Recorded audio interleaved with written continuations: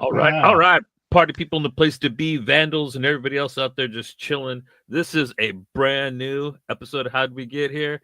We're gonna be talking this nice afternoon to a good friend of the show, man, and he's got a lot to talk to us about. Several projects in the works, two about to come out. Like, oh my god, dude, what is up? How you doing? Go ahead and introduce yourself and tell us how you've been doing, man. Hi, I'm Nick. It's always the same intro. I'm Nick and I make comics. I've been busy. Yeah. Yeah. I mean, everything is happening now, but it's been planned for a while. I'm just always a few months late. Yeah. But yeah, it's 2020. It just so happens that everything's going to come out in 2025. I think it's going to be a good year. Yeah. Should be. Last time we talked was in April of 2023, so we're almost at the 2-year mark of the last time. And you had told us about this book you were working on, and you started shopping it around, trying to get it, see if publishers would be interested, and it was Harpy. All we had was a name, but now we have a cover. The book is finished. You found a publisher. You're going to be releasing it with Living the Line. You'll be publishing it this year in 2025. Originally you said August, but now because of the Diamond chapter 11, it might get pushed back a little bit. You said we were circling on dates in August, and now because of this thing there might be delays, but yeah. I'm being told fall. Okay. So it's not. Yeah, it's not. So I'll just have to stop saying August and start saying fall. Yeah. Also, last time we talked to you, this was a twinkle in your eye. You kind of had some early pieces for it, but like you were kind of just putting it together. And this is live on Kickstarter right now. I got the link in the chat and in the description for this bad boy. And yeah, man, this came together. So you have 2 amazing looking books that are going to be out hopefully this year. What do you mean, hopefully? They're totally coming out this year. No. In case Diamond screws up Harpy. Oh, no. Diamond will not screw up Harpy. Diamond, I think, is not going to be around when Harpy comes out. No, we're just rearranging. We're just changing. I guess they Living the Line. They have to find a new. I don't know how they do things, but whatever, they'll figure out a new route because they were all streamlined with Diamond. With Diamond, yeah. So, but I mean, we're so far ahead. I mean, they're downsizing is basically what they're not going. From what I understand, they're downsizing. They're not going out of business, so they're selling off. I know they some of the companies they had some gaming distribution. They're selling that asset off. The UK they're reorganizing. Yeah, right? their UK distribution for comics. They're getting rid of that. They're selling that off.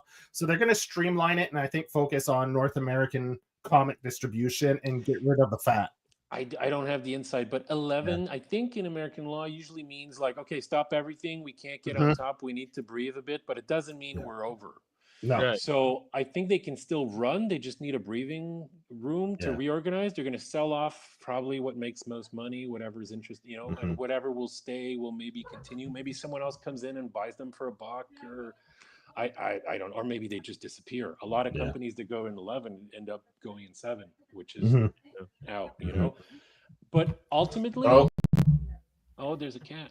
Hello, cat. Ultimately, I don't think it's like it's rough now to have to adapt for other small publishers or other publishers who deal exclusively with Diamond. I think it might be a rough adjustment, but ultimately, I think it might be better. I think they had the monopoly for too long. They got lazy, and now there's other options. And both those options, this week I started doing some research just to know what options, and just to know. I like to know stuff. It's not my, but I look, and both of those companies look like they're already doing way better than Diamond. Yeah, like they're just more. So I think it's maybe not a bad thing. And got some. It's just rough for publishers who are completely streamlined with one and then Diamond. But you got some good news yesterday. Yeah. Yes. One of those 2 books funded on Kickstarter. Yes. Final Frontier, a Game of Death, which is your your sexy Star Trek parody comic, which is awesome. What do you mean Star Trek? I don't know. What do you mean? Like Yeah. TV show? What are you talking about? No, like No, I'm joking because obviously. yeah. Right? Yeah. And this is when you were I was on your Patreon for a while, and this is a serialized strip. You were releasing small strips of it, like maybe not weekly, but bi-weekly. I think you're dropping little bits of this one on your Patreon back a while back. Yeah. The project, which also only got a name recently, the Final Frontier. Yeah. It's just this weird fetish I have for what I wanted Star Trek to always be, but also how I make comics now. And there's a lot of very serious reasons for me to do this. Like, I'm really into it. I love it, And for me, Star Trek is the original. Yeah. TOS. It's the original series, and I want to make the perfect version of that for me. And it started with just a painting, and then people really loved it. And then it moved on to little strips, that I did. And then I made a dirty comic with it, and then I made a not dirty comic with it too, but like short stuff in my Active Measures books. Yeah. People always like that stuff. It looks like it's popular. I love doing it. I want to really do a big one, so I decided, fuck it, And let's make. They deserve their own book, not to be a short story in another, in an anthology series or They need their own world, and I just started writing these stories, and they just came out, and there's all these characters are so much fun. It's like Magna Gamma. It's that kind of dark humor. Yes. So sharp, quick, cuts, and these characters that just have so much character. I guess I don't know. I love it, and you mix that with And the only thing I'm taking, actually, it's obviously Star Trek, right? But it's not, because the only thing I'm taking from Star Trek is those colors, red, mustard, and that blue-gray. I love the term mostly safe for work that you're using on the Kickstarter. So explain that a little bit, the mostly safe for work aspect of it. It's so easy to cut everything in two. Like, is it safe? It depends where you work. If you work in a church, or do you work in a porn shop? What's safe for your work? I don't know. Like an office, an office of what? What do you sell? Dildos online or Bibles? Like I don't know who you work next to. What do you mean? So mostly is like a warning. It's like, check it at home before you bring it to work, right? Or check it at home before you start reading it in the bus, right? Yeah. So it's not a definite like Los Lantis, the pink one, the glow in the dark book. That was not safe for any work. Yes, that's not safe for any work. That sold out 2 days ago. It's gone. Nice.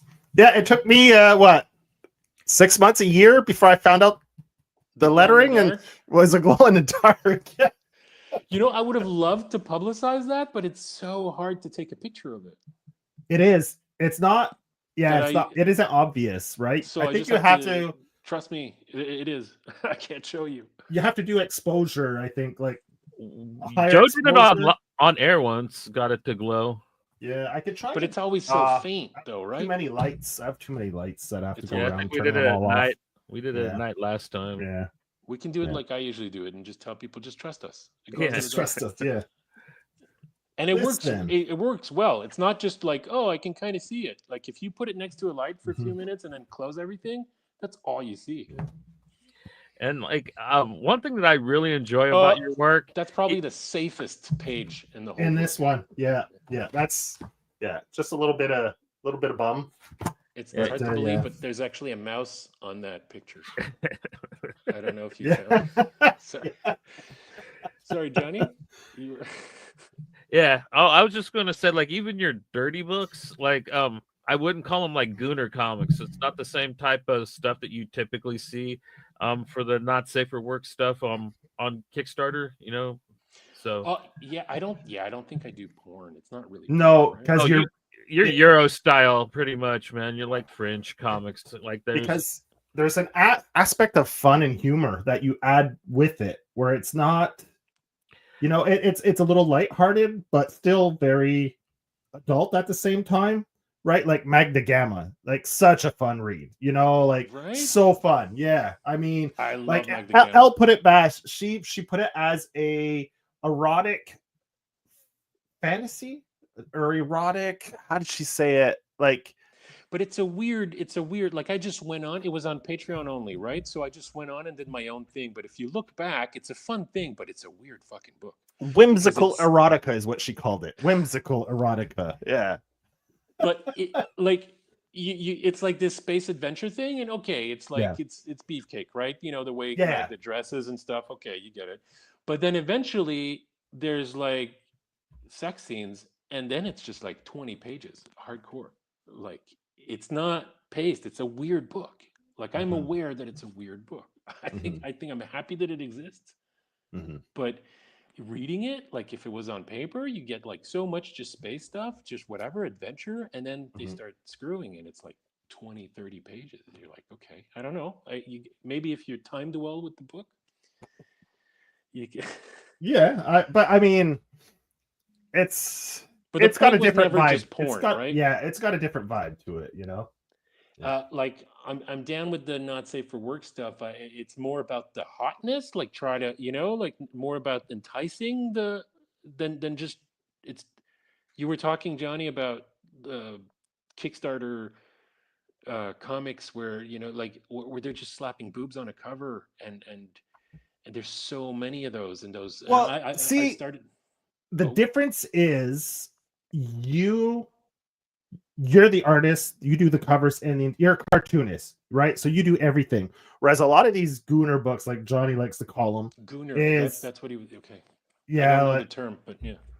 and what it is they'll hire a really good artist to do a not safe for work cover, I've done and then some and of then the those for interiors others. Yeah. don't come where near matching the quality of the art, and it's just a huge letdown, right? So they blow their load, no pun intended, on the cover, and then you open it up and it's like, it's so disappointing, right? So that's where, I was lucky. yeah, I did a few covers for a few of these books, and the interiors were nice. yeah.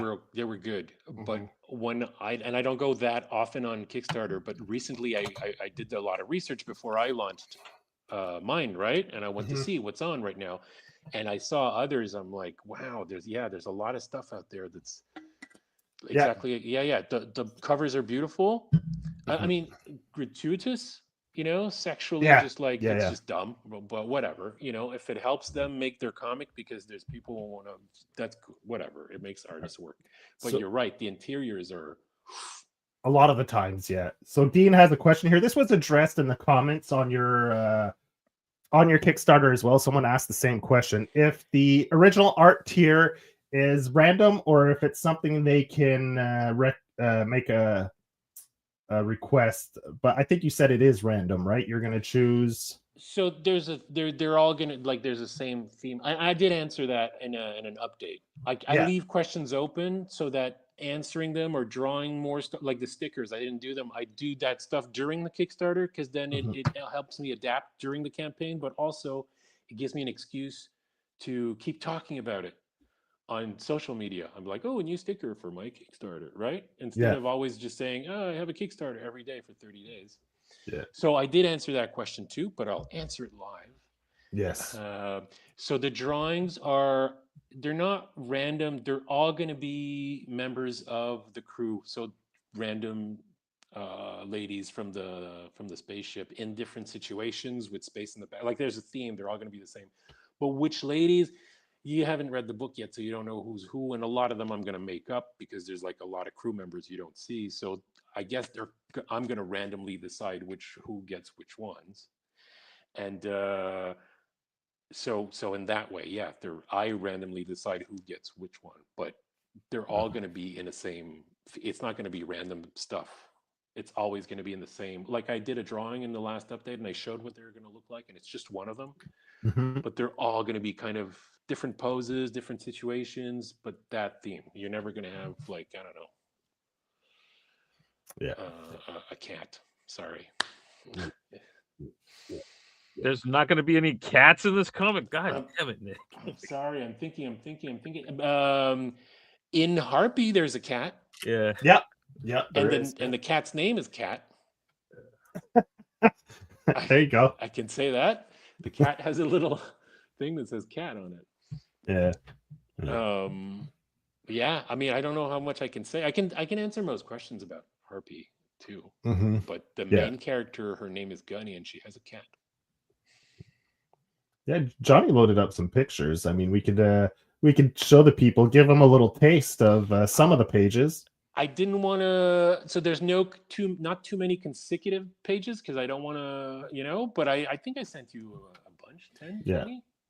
Yeah, a good dozen at least for Harpy, and about maybe 8 pages for the final frontier. Yeah, there's your main protagonist right there.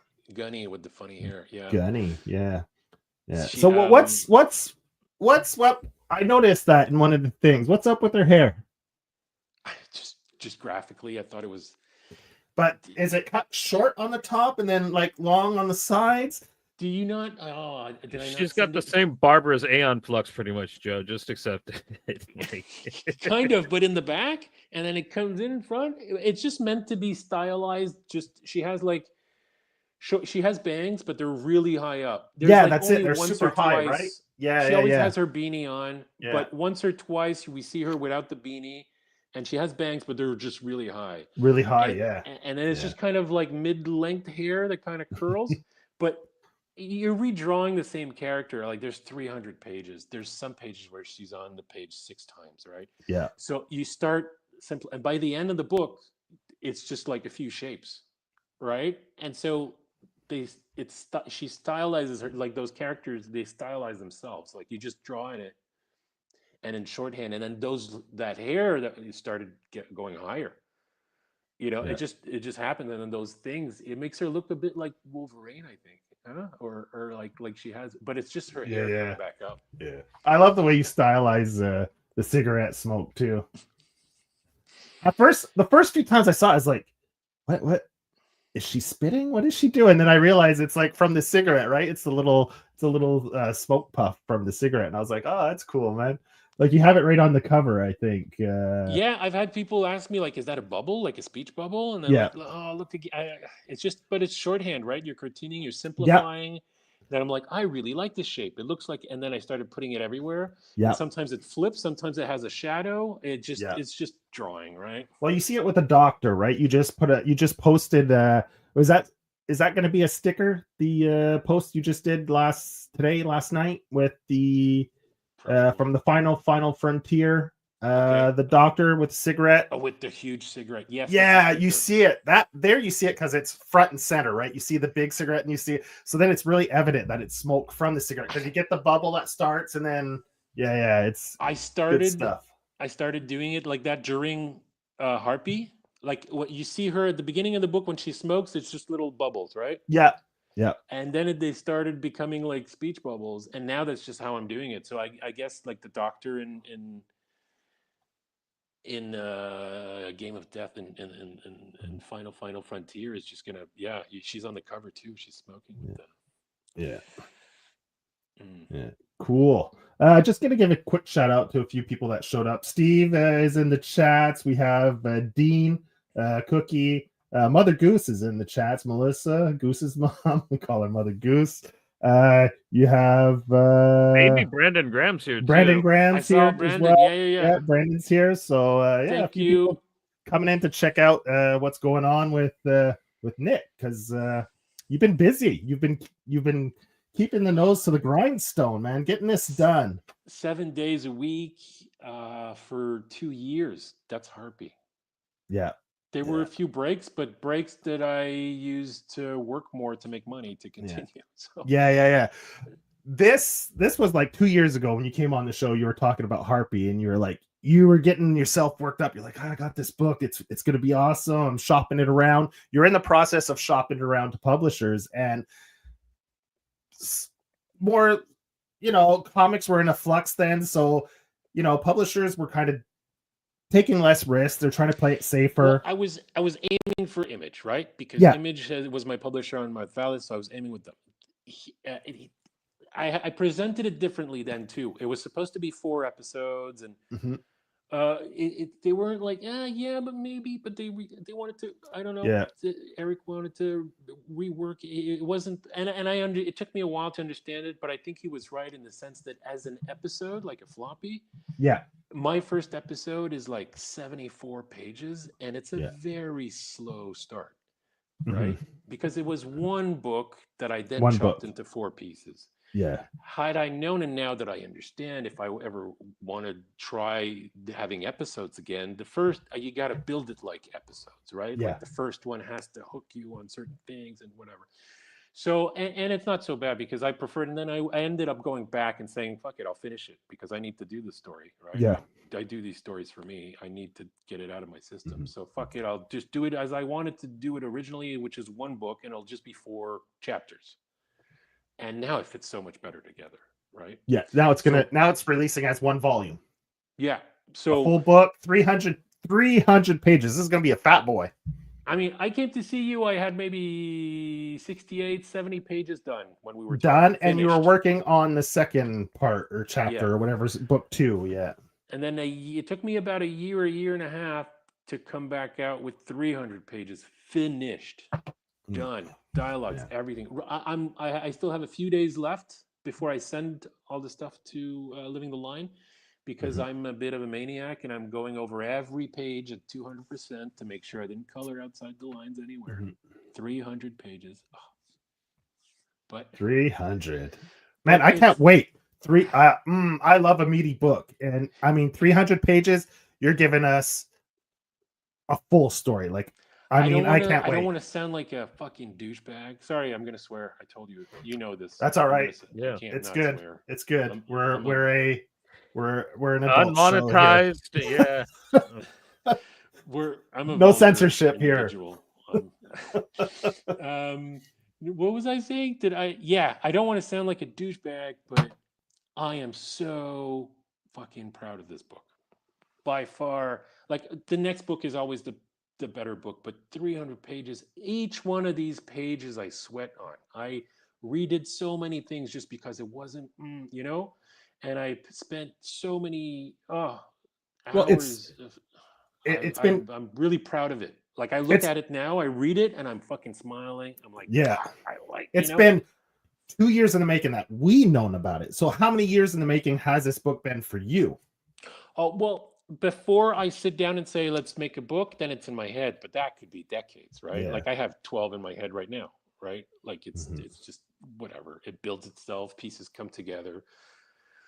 And then when it gets kind of ready for me to sit down, then okay, it gets to a special shelf where next time I can start, well, let's do it, Yeah. Right now there's 2 that are ready, but first I got to do the final frontier. Yeah, which is on Kickstarter now. Then this project we were talking about before you turned us on live. Oh yeah, Patrick's been after you for a while now to get on board, collaborate together on a project, and it sounds like you might have found the perfect project for the 2 of you to collaborate on. Listen, I think it's going to happen.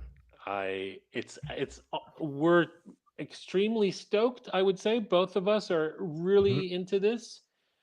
All we need is, like, for a project like this, it needs to be signed before. Like, I'm not going to make another 2 years of my life on a book and then hope to sell it. You know what I mean? Yeah.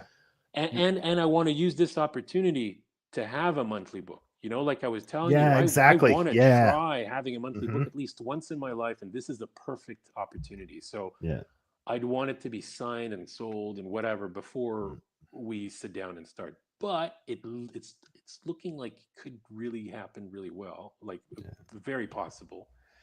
And so that might be the next project. But we're looking at a 4 episode, four fat floppies, Yeah, which is pretty cool. There's been a few projects now that Image has released, because you said Patrick has good relations with Image, and he's going to be pitching it to Image first. So there's a good chance that this project is released by Image. And they've done Precious Metal, which were thicker ones. Ultra Mega was another series that was big, thick projects.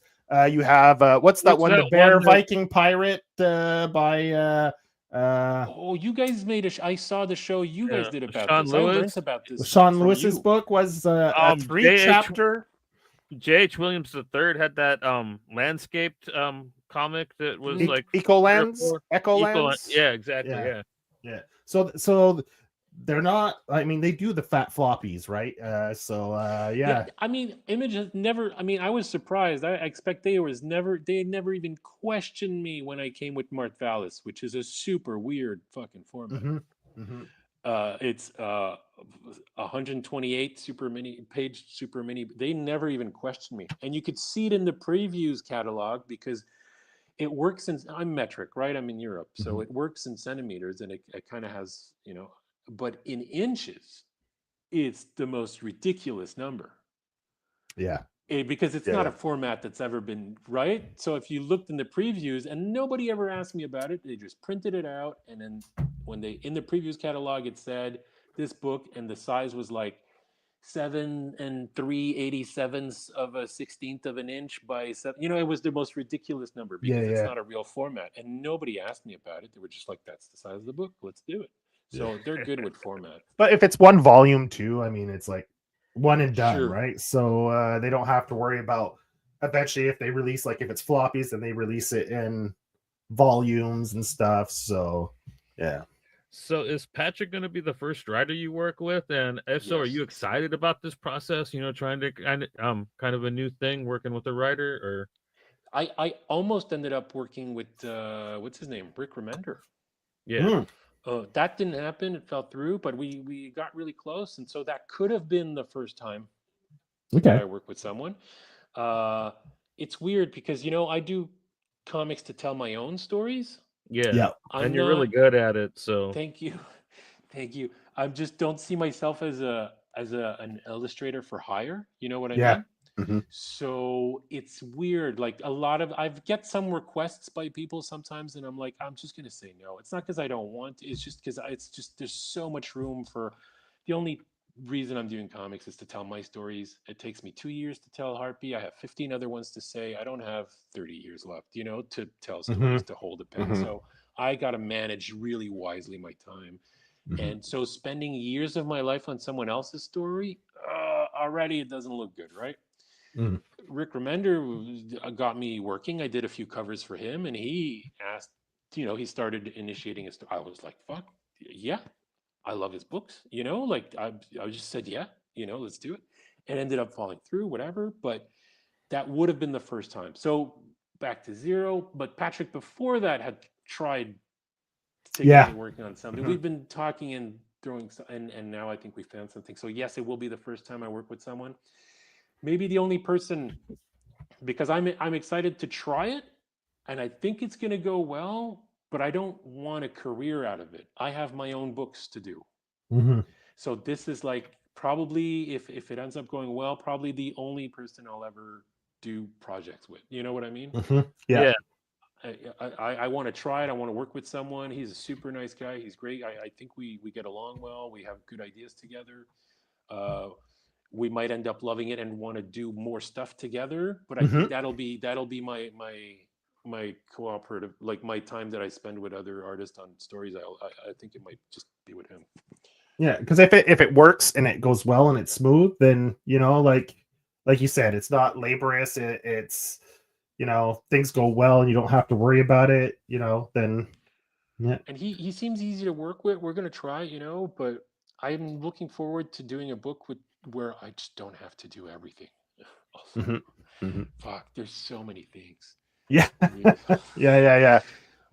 I've gone back to rereading and checking for different things 1,000 times for Harpy. Like there's this and there's that. Yeah. And this and then I'm looking forward to be able to delegate some stuff. Yeah. And like you said, you've never done a monthly book before, and he has. So, you have someone there that's had the experience before that, it doesn't make it a completely foreign experience. And just learning. like I write my own stories, but I don't like I have so much to learn to work with anyone who does this for for a living, who Yeah. writes books, just to see how they do it. That was the main thing that attracted me to doing it with Rick, and at the beginning, why the most important thing for me was, oh, what I can learn from this. How do you, because I have my own process, but in comics, you got to go for speed. You got to streamline it. You got to make, because you got to get those pages Mhm. out. So whenever you find something, a way to make the So, work flow better, and there's so much to learn from people who do that for a living. So I'm looking yeah. forward to that with Patrick, to see, because I like Frontiersman, and oh, we got a Yeah. comment. Yeah, Dean wants to know if you're, well, I think Yes. kind of promotional world tour. So basically, are you going to be doing any shows or cons anywhere in North America I've been in the dreaming coming year? about it Or for years. I've been dreaming about it, yeah, and I haven't even I haven't traveled anywhere since COVID.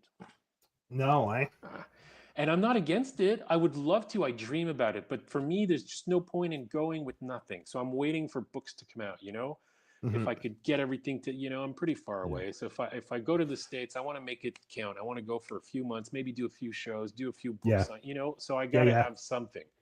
And all this time, it's just been, let's just finish Harpy. Let's just finish Harpy for 2 years every day, and now it's finished, and now it's signed and it's coming out. I'm like, yes, now I yeah. can start thinking about, let's see, after it comes out, let's see if there's a show in September and Harpy comes out and it does well. Absolutely. And you'll be releasing Harpy through the Living Line, which Living is the a line. great publisher that's been kind of making inroads the last what 2 or 3 years. They've been like Brandon's been releasing stuff through them. They have a bunch of other really interesting books in their lineup of books as well. If you go on the The site, the it's really lineup cool. coming up for this year is, yeah. Like Yeah, I'm at first, I it was just easy for me to go for Image because I already have a book with Image for Harpy, right? yeah, It was just, there's no line, there was no all the time that I was doing Harpy, it was going to be for Image, or if they didn't want it, then I'd see, and so whatever. But uh, Brandon was always kind of being like, he letting me know he was really happy how things were over working with there. Living the Yeah. Line. And I was, for me, it wasn't an option because Brandon has a name, right? He can come out with anything with any publisher. People will go like, I'm going to buy his next book. I don't care who Yeah, publishes yeah. it, right? So, but I am no one. I don't have a name. So I always thought, especially putting that much time into a book, I need a big publisher.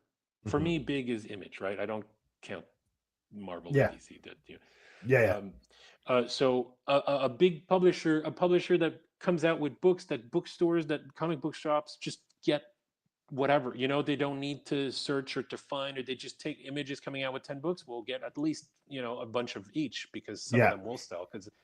I always thought I needed that because I'm nobody. And then you need to find my books, you need to stumble on them. Mhm. Right. And then if you have it in your hands and you can flip it, I hope you can see if you like it or not, if you think it's cool, if you like the art, whatever. And then maybe you heard about it. That's great. But you need to kind of fall on it to stumble on it. But Brandon was saying, try it. I think it's good. And maybe there's some things I didn't understand or whatever. But Sean from Living the Line Yep. liked it, and that was awesome. And he's such a really cool guy. And whatever I was afraid of before, like maybe they're not big enough because I don't have a name, like not, I Mhm. can't I can't do what Brandon's doing, maybe in 20 years when I have 20 books behind me, Yeah. but now I can't. But whatever I was afraid of, I think I was wrong because uh now no one could get me out of there. Harpy's home is Living the Line. We've had a few exchanges and stuff. I'm really happy with this whole diamond thing. It was like, oh, it's a little weird, but I'm so happy. It's such, I think it's the perfect home for that kind of book Yeah. Yeah. because it's I don't know where to, I see, I think Living the Line is like kind of making its own space.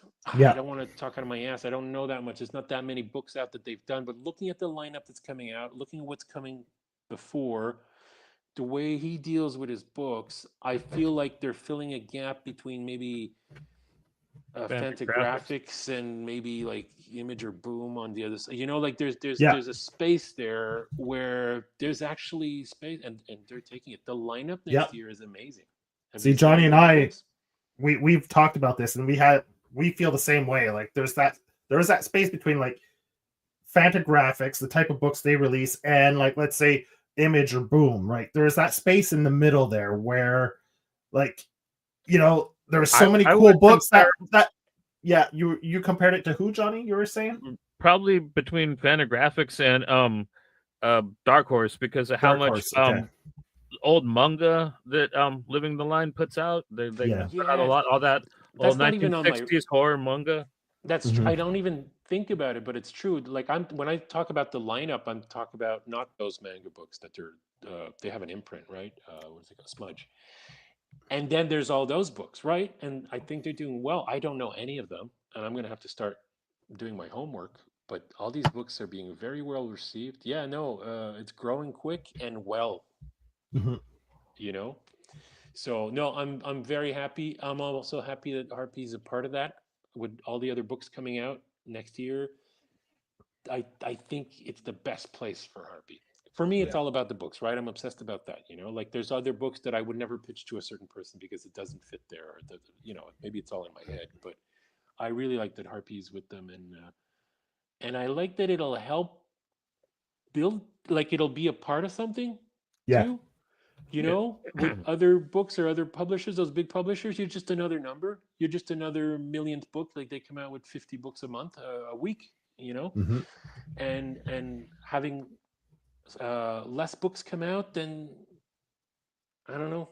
They can put the proper shine on the books that are being released. You know, and even if it ends up being less sales, that's not the issue. It's just the attention.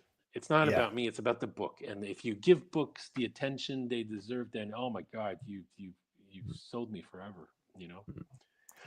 Harpy, how are you putting it out? Is it a hardcover or is it going to be a soft cover? In English, soft cover. Soft cover. Okay. Oh, yeah. English. So you're going to be putting it out in. I managed with Living the Line to keep the French rights. The rights. Oh, so you're planning on releasing it also in Europe. I have a friend in France who's been in the business for a long time, and who's been telling me, no, keep the rights for France. I'm like, wow. First, I was going to pitch it to Image, right? And I'm like, I can't do that with Image. They're just gonna, whatever they tell me, I'll be like, yes, thank you. But then with this situation, and then I talked to Living the Line, and they were cool. We negotiated a bit, and they seemed super cool with that. And so I decided, fuck it, I'm gonna double pitch it. Nice. So for someone like you who's living in Europe, that must be a treat to be able to, you know. I might for the first time in my life actually see my books in a bookshop. Bookshop in France, that's cool, man. That's awesome. Congrats. So, well, it's not sold yet, but not yet, but I mean, I've started negotiating with a few. I've started talking with a few. There is interest already. Yeah. In France, so that could be interesting. So that's why. So there's the French edition, but the English edition will be American comic book size, soft cover, trade paperback. Yeah, what is that gloss that you put on the cover that gives it that kind of grippy feel? I forget what you called it, but they feel wonderful. It's called Soft Touch. Soft Touch? It's a soft touch varnish. Yeah. Well, I could do it on that side instead. But I discovered it a few years ago with my printer in Berlin when I was doing these books.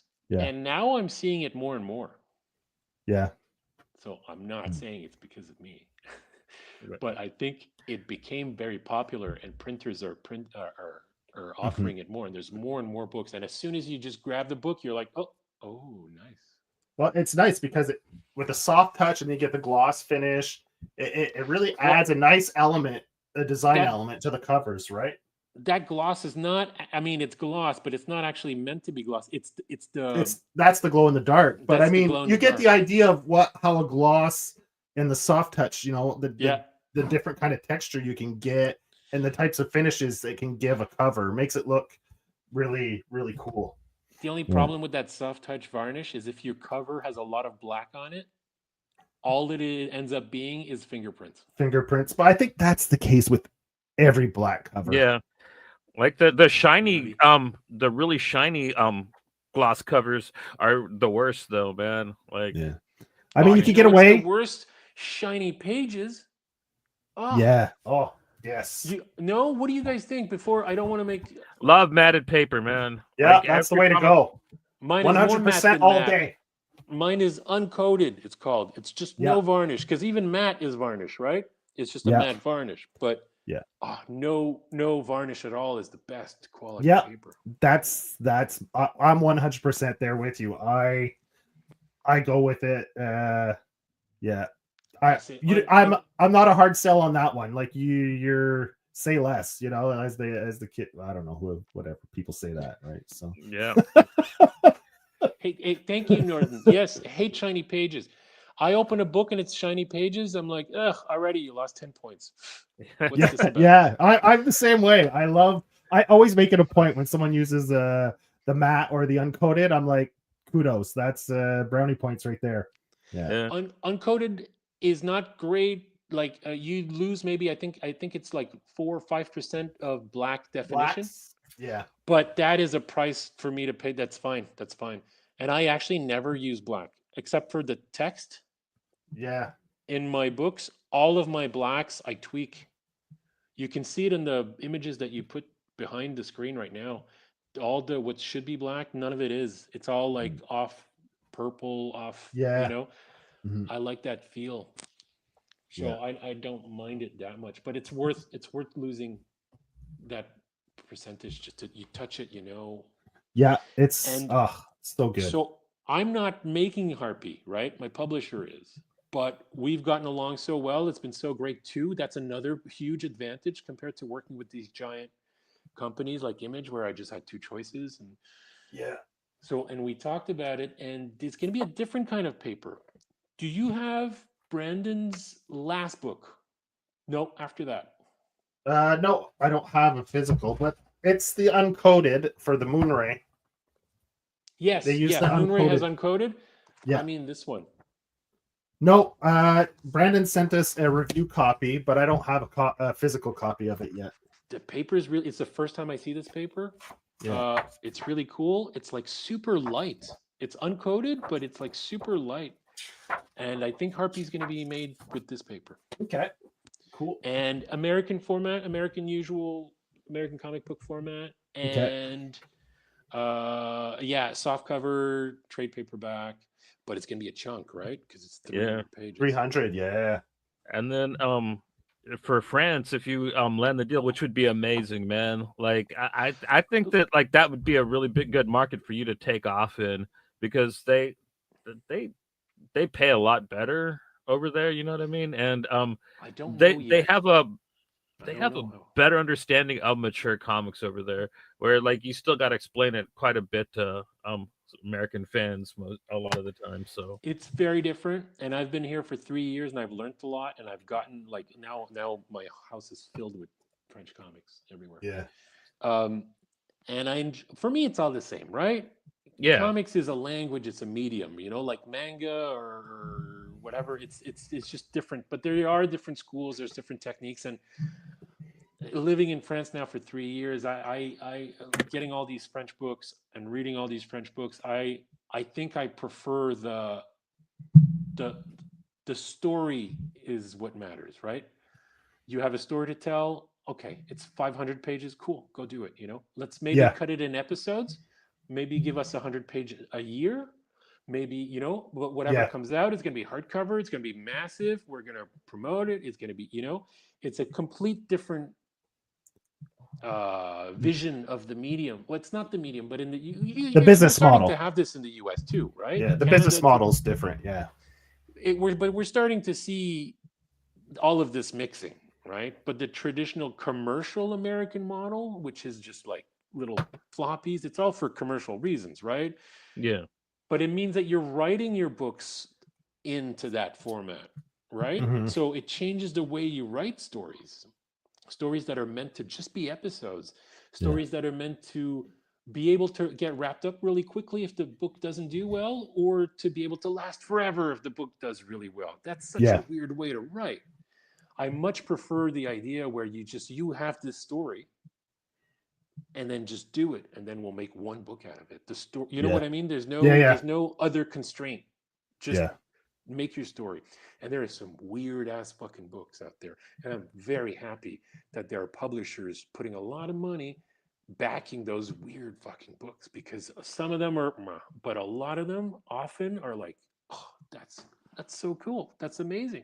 A lot of these weird ass books need to exist, and I'm happy that they do. And they would not exist if they were in a market that had these constraints. Yeah, you know what I mean? So I think it has a lot more variety, because you can just, if we like your story, just make your story happen, as opposed to, okay, we need, an episode a month. It needs to be 22 pages. It needs to, you get cornered. And there's a lot of great stories. Yeah, no, I think Harpy is a weird mix, but it definitely has a French pacing, and I think that's good for the American market, because I think there are a lot of people in the US who are interested in reading different things. Yeah, you know what I mean? Yeah. To have a book come out that's never been a monthly, that's just a 300-page story, and it has a different pace. I think the people that it would put off, that will be put off by this, are people who aren't going to be attracted by it anyways. Yeah. You know what I mean? They're looking for their titles. They know exactly what's coming out this Wednesday, and they have to see, if they take a chance, it's not going to be far from those racks. The serialized people that like the serialized comics, But in the people who like to try new things, who might get lost from those racks and end up in another section where there's weird shit, the people who, I think those people, I think a lot of them might be interested in something with an actual different pace in the writing of the story. And so, like the French edition, it's going to be hardcover. Is it going to be oversized too? Okay, so I can't oversize, because the way I make my books, you can go smaller, but you can never go bigger. They do that sometimes here in France with American comics, you can't. The quality, you lose the quality, right? Yeah, it's made to be that size or smaller, or shrink. But if down. You start. I don't want to see all the. It's not meant to be. I don't know. It'll never. So you're be not going to bigger. reformat it, okay? I honestly, I can't say 100%, but I've already started talks. So it's definitely going to happen. It might not happen this year. It might happen next year, whatever. And if it doesn't, if those talks fall through, I'll keep going. I'm doing this. But so far, I think it is happening in French. The format, though, I am far from knowing yet what it's going to be. Like if it's going to be hardcover or whatever. I know that I will insist that it's one book, that it's not cut into episodes, and I don't know. I guess it would be. I always saw it as a soft cover, like a trade paperback. Yeah. But if someone in France insisted it's a hard paper, do it. Whatever. I'm looking forward to reworking it too, making a different cover for the French edition. Little details like that. Also, I think it's kind of fun, but I'm a bit of a maniac when I work, and everything's saved in layers and everything, so I can go back and redo like the sound effects in French. Yeah, I got you. Yeah. There's a lot of artists who draw and paint directly and it's beautiful, but when you're changing languages, then you're stuck, or you have some half-assed artist who has to redo the sound effects in the back. You know what I mean? So I'm happy that I can do this for French. I can just make it look like it was made in French originally. I'm right there with you, Steve. I got a ton of fucking French books. I got some German books. Shit. I got some books in Japanese and I can't read any of them. Yeah, that's why I already got volumes 2 and 3, and you don't, Johnny. Stuck on it. What is this? What is it?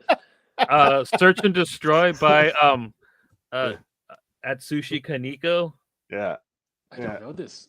They look cool. Those covers look cool. Yeah. Oh, his art's incredible. He's great. Man. He's great. But it just got translated into English. So right now, only Volume 1, Book 1, is in English. But it previously been translated into French. Ah, you're showing the French editions. That's it. I'm in Quebec, right? So like Steve was saying, we Like, and Johnny, that's one of Johnny's, the bane of Johnny's existence is there's all these books he loves because the European market's so strong, they get translated into French. Oh, so but not you talk about third language Japanese. books. Yeah, that get exactly. translated into French before English. Oh, because the Hey, you North need to American talk to- market isn't as strong, right? So you need to Yeah. talk to my publisher, Living the Line, about that. They're all the mangas that they're translating.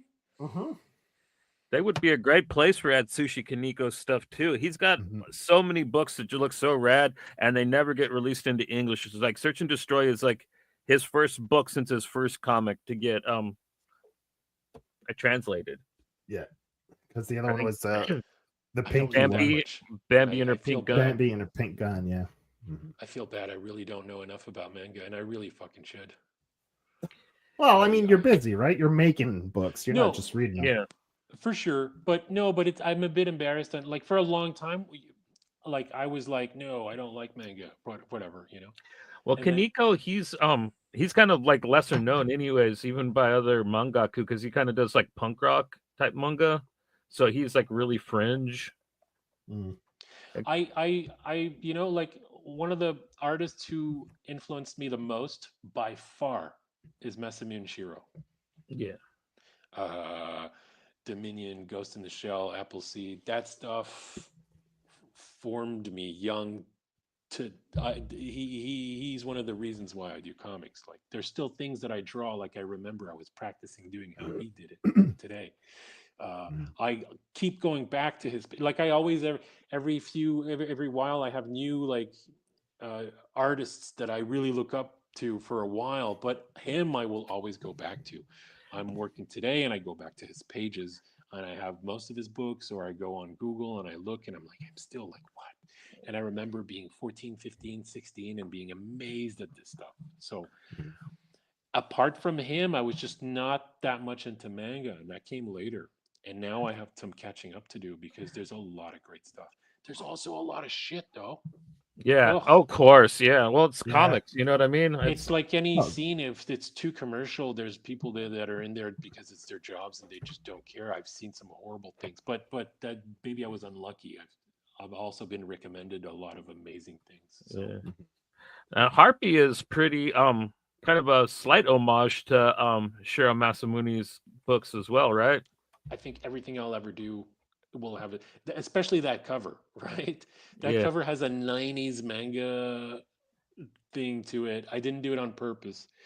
But Harpy, for me, you know, like throughout, I was listening to the soundtrack to Blade Runner or to Ghost in the Shell. It's my version. It has nothing to do with that, and there's nothing about robots in it. But it is a weird little parallel future, and it is a bit of my. I was raised into that stuff, you know, like I when I was a kid, reading Ghost in the Shell or watching Blade Runner is what stuck it into my. When I found out that all these things came from a real place, they were all inspired by Hong Kong. That's where the seed went into my head that I needed to go to Hong Kong, and I ended up going and living there for 5 You years. lived there and I for a fucking while, loved it. yeah. But all of that comes from Ghost in the Shell and from Blade Runner. And for me, this story is also a lot about Hong Kong. It's a lot of personal things for me too about Hong Kong and how things that happened in Hong Kong that I mixed together. And to me, that could not be complete without more than an homage, like a reverence to Masamune Shiro and a lot of that Blade Runner stuff. The movie, the Ridley Scott movie, right? The first one. That 90s cyberpunk. I don't know how to say it. Do you know what I mean? There's a special feeling. Yeah. There's a special theme. There's a thing there that was so important for me when it still is, but it was huge for me when I was young, and it inspired me up to now doing Harpy. It had to be in that world, as much as Mart Vallis is heavily maybe I would say inspired, but by what's Eon Flux, there's a lot of Eon Flux is great too. It's all 90s stuff. I'm a 90s kid, so yeah, for sure. Yeah, it's gonna only pop normal. back out. But yeah, very Masamune Shiro. And we talked about this before, though. It's not a future, right? It's like a weird parallel future. I don't know if we talked about this the last time we talked about Harpy. You didn't go into too many details about it because you're kind of still, There's no explanation for it, but it's not like it's exactly like it was happening in the future, but if we imagined it in the 80s or 90s. Okay. Yeah. So the technology is weird, right? It's just off, but it has nothing to do with the story. It's just the world that I made it in. So there's screens everywhere, but they're not flat screens. They're deep, like exactly tubes. like Yeah. Old like tubes. or nobody has phones. There's no phones. There's no internet, right? So I had fun. There's a lot of signs, but it's like Easter eggs everywhere. But there's things like a cellular fax, or like things like this kind of. It's like it's a retro future kind of thing. It's just a layer that I had to add up, but it has nothing to do with the story. But no, I don't know where I'm going with this. What was I saying? And it takes place in South Africa, right?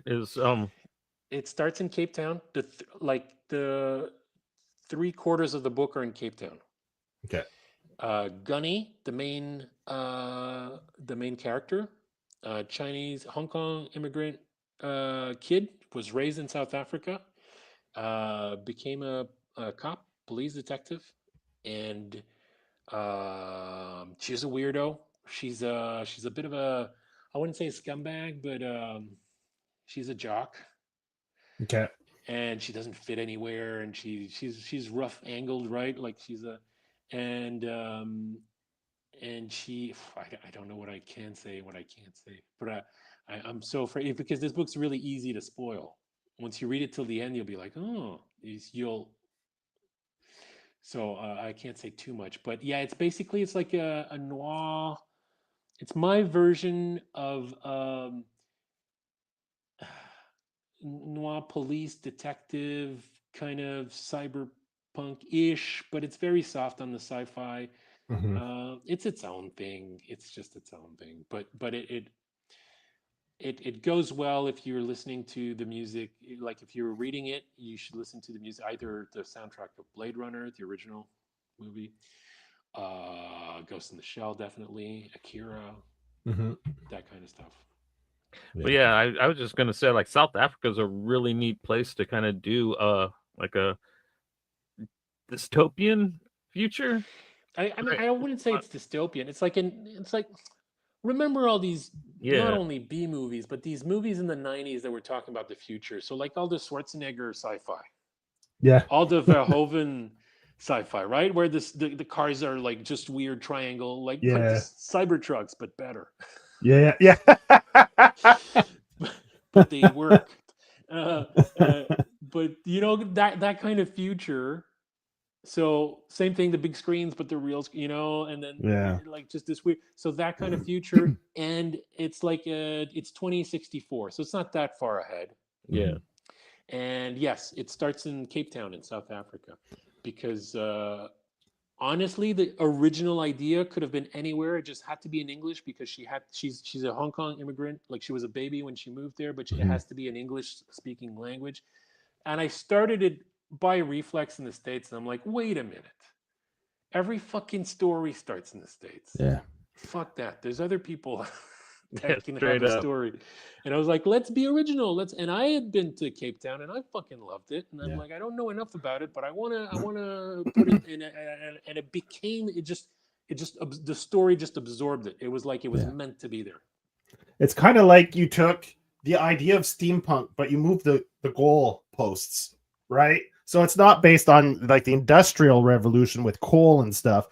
Now you're taking the technology from like 80s and 90s and applying it. So it's kind of got that steampunk idea of taking technology. It's technology, but it's got a retro look to it, like we gotta find a new term, because it's not steampunk because it's not like based on coal energy but it's What it's did we invent in the 80s? Like, so before the internet, but computers.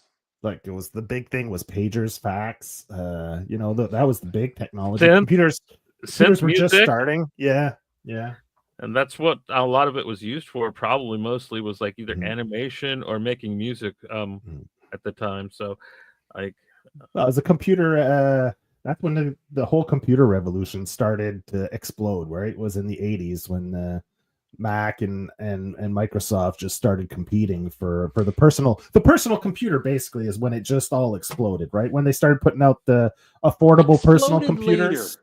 No, exploded later. It's when it was when they started. They were like, let's do this. We're believing in this. We're going to Well, start. But no one had computer. I didn't have a computer at home when I was a yeah, I didn't have a computer until like but when I was in 2000, college, something like that. like it went from DOS to Windows, and that's Windows was a game changer, right? It made it. It made it. You just said it. It's DOS punk. DOS DOS Punk, yeah. There you go. There you go. It's DOS Punk. DOS. We Yep. coined it. We coined it here first. It happened DOS here. Punk. Yeah, It's DOS punk. It rings. It has a nice ring to it. I'm gonna have to find a. It's not too late. I'm still finishing Harpy. I gotta write it somewhere in there.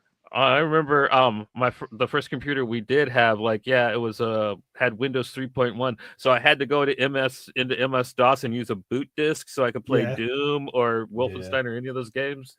Yeah. Ooh, I had a friend in my neighborhood whose dad was like an engineer and whatever, and he had a computer. But this is like way before. This is black screen, green lights, right? So the Yeah, games were okay. even more like it's before Doom. What you're talking about is in color. Yeah. Fax punk, that's good too. Yeah.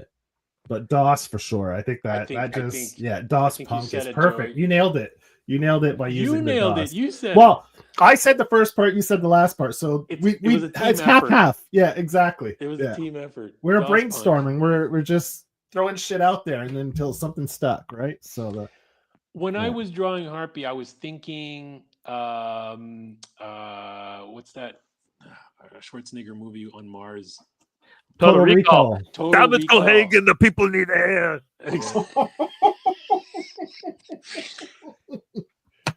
Where did Johnny go, and where did Arnold come from? Yeah. But you know that design, I was thinking of that. But while I was drawing it, I was thinking a lot of. I don't know if you've seen that show, which I fucking love that show. Somerville wrote it. That guy. It was on Maniac. It was on Netflix. Maniac. I never remember the actors' names. Oh, with there's Jonah Hill. Yes. And the girl with the face. Yeah. Was she the? Yeah, I don't remember exactly who the actress was. Emma Stone. Could that be? I don't know. I have. Or Emma Watson? Was it Harry Potter girl, or was it the girl from that? So Emma Watson, the Spider-Man, the second, she played oh, Gwen. Jesus, I've stopped watching those decades ago. Yeah. I don't know who plays she was in Zombieland, right?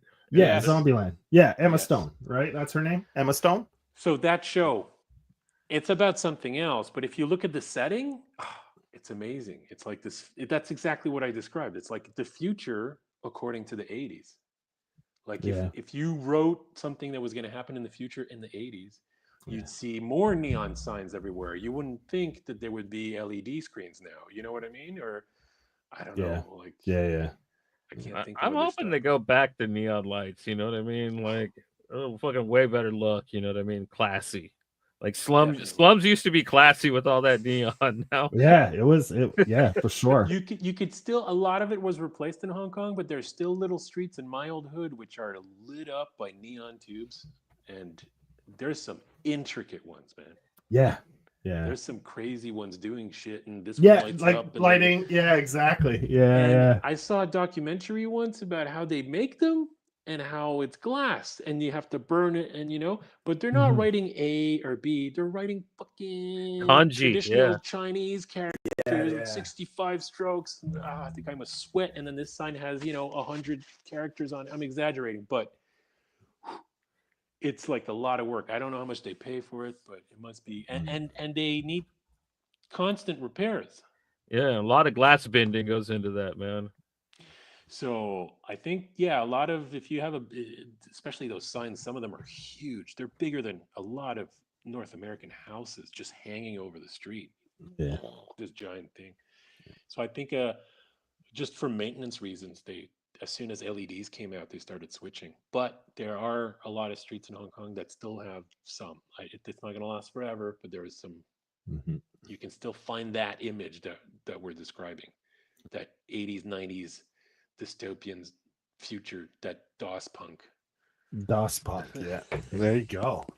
Yeah. So before we're hitting the hour mark here, and Oh, yeah. I Okay. wanted to touch back on your Kickstarter before we Wait a wrap minute. things up. Didn't you do like a 7-hour one with Brandon? 7. No. I want at least 7 hours. 7. Well, I'll tell you what. I'll leave you with Johnny. You guys can No, that's okay. no, I but can have the because same format. because you have your Kickstarter running now, and we've been Yes. talking a lot about Harpy. So I want to go back to the final frontier, because this is the project that will when do you plan on having this printed and released once the campaign's over? So I've done 2 Kickstarter books before, Mhm. and every time I'm just aiming it close. I'm actually starting the campaign when the books are either finished or almost finished, or I'm trying to. Every time something else out of my control happens, and I end up being late by months. Right? I think it's Okay. common on. I Yeah. freak out about it, but most of the people tell me, dude, I've been waiting for Mhm. years for some books. Yeah. Like. Yeah. So this time I decided to do the other way around. I'm like, I'm counting large. Instead of promising that you're gonna get it next month, which is what I usually do, Yeah. is October. October. So you'll be having Harpy and Final Frontier will be Well, close, Harpy's out of my pretty hands. close. No, but I meant Oh, they said fall, right? So you'll have 2 books releasing in close proximity, one from the other. So it was August, but yeah, fall yeah, for Harpy, but that's just gonna appear one day in a bookstore, right? yeah. So this fall, man, people are going to be getting a whole lot of EPHK goodness, man. Just in time for the Finally. holidays. Just in I'm- time for the Christmas holidays, people can buy it as Christmas gifts. I hope so. mean, I just hope that some people buy it. You know what I really love is Mhm. going in a bookshop, not knowing, finding something, taking a chance, and then liking that. That's the Yeah. best feeling in the world. What maybe someone told you, oh, maybe this, a little something, but no big hype, and not knowing anything, just finding something that's amazing. Do So you ever go to a bookstore and just spend time just digging? Or Yeah. do you always know what you want? no. No, I'll actually, go- a lot of the times I'll go with something in mind, and Yeah.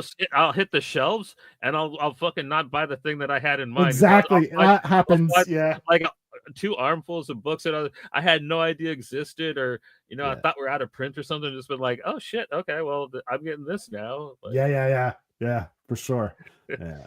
So you browse around, but how cool is that feeling when you're like, "What's this?" and no one, I'll try it, and then you read it, and then you fucking love it. You're like, oh, Yeah. doesn't happen that often, but Yeah. fuck, that's an amazing feeling. Yeah.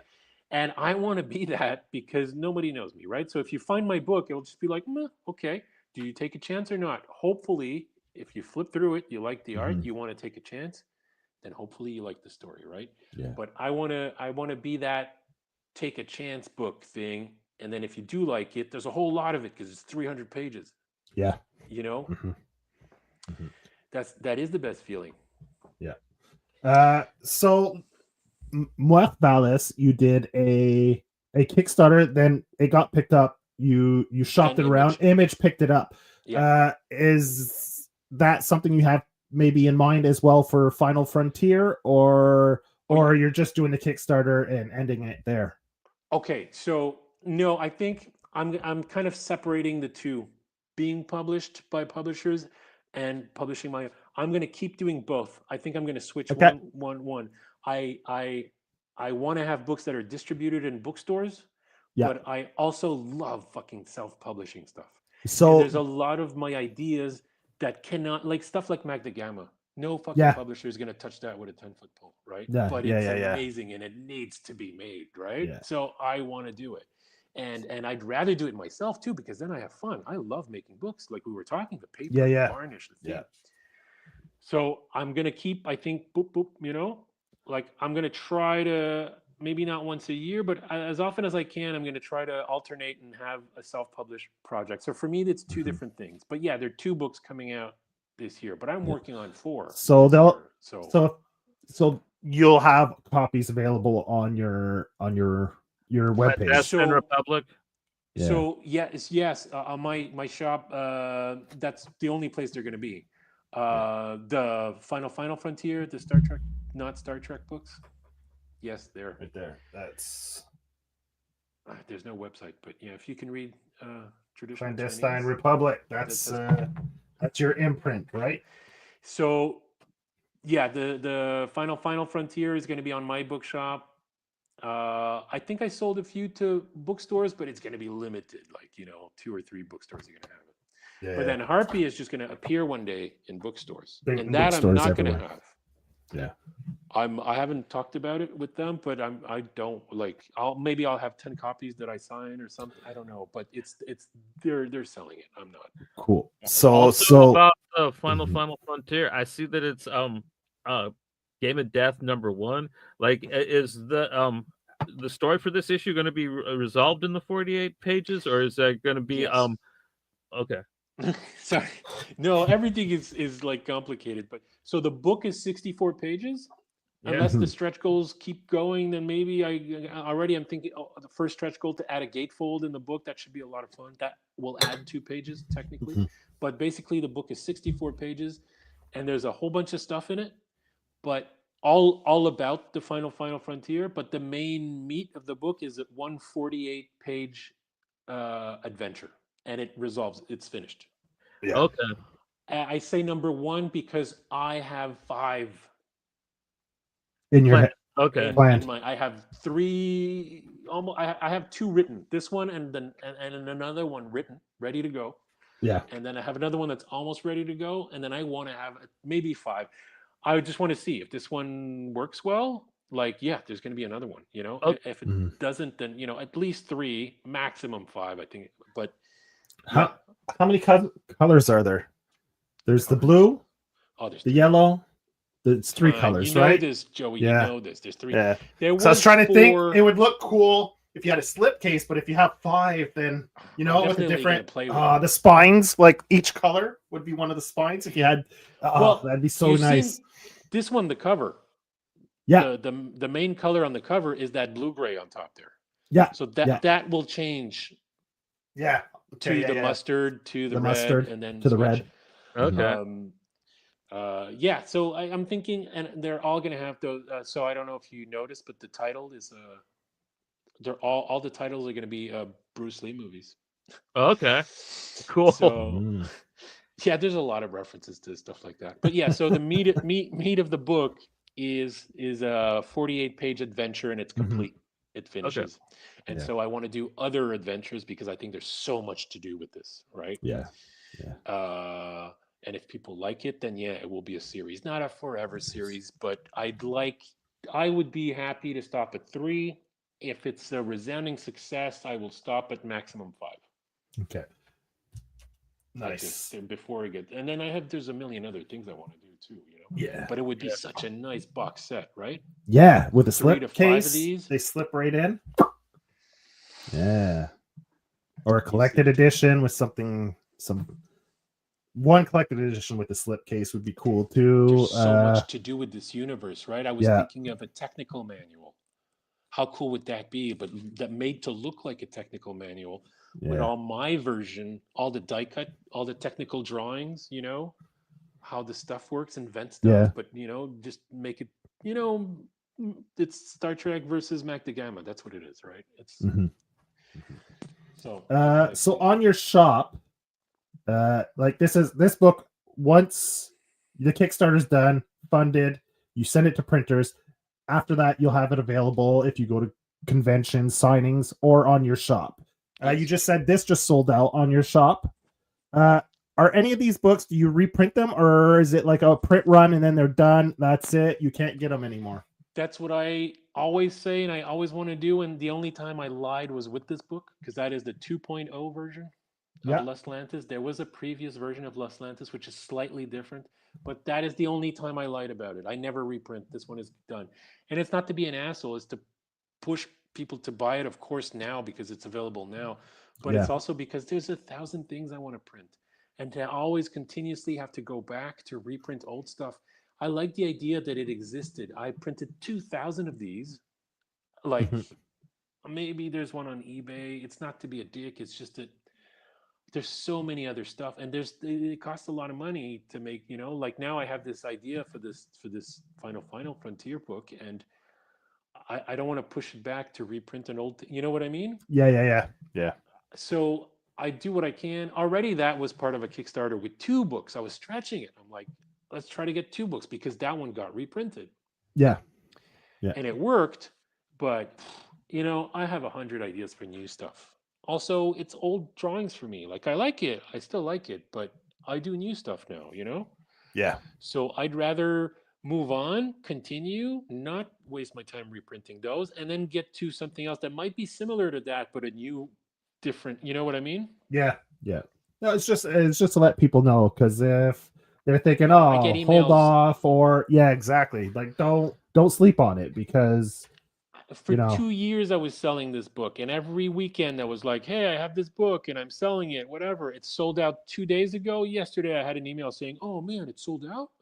Yeah, there was an angry person in the comments about it, actually. Yeah, I was telling Joe, there was that guy, and then there's the dude that got really pissed that you're not going to have a PDF of Final Frontier. Like he deleted his comments. I have no idea what he said. You were very polite back to him, but like he responded. So I'm pretty sure he talked some shit and then bounced, huh?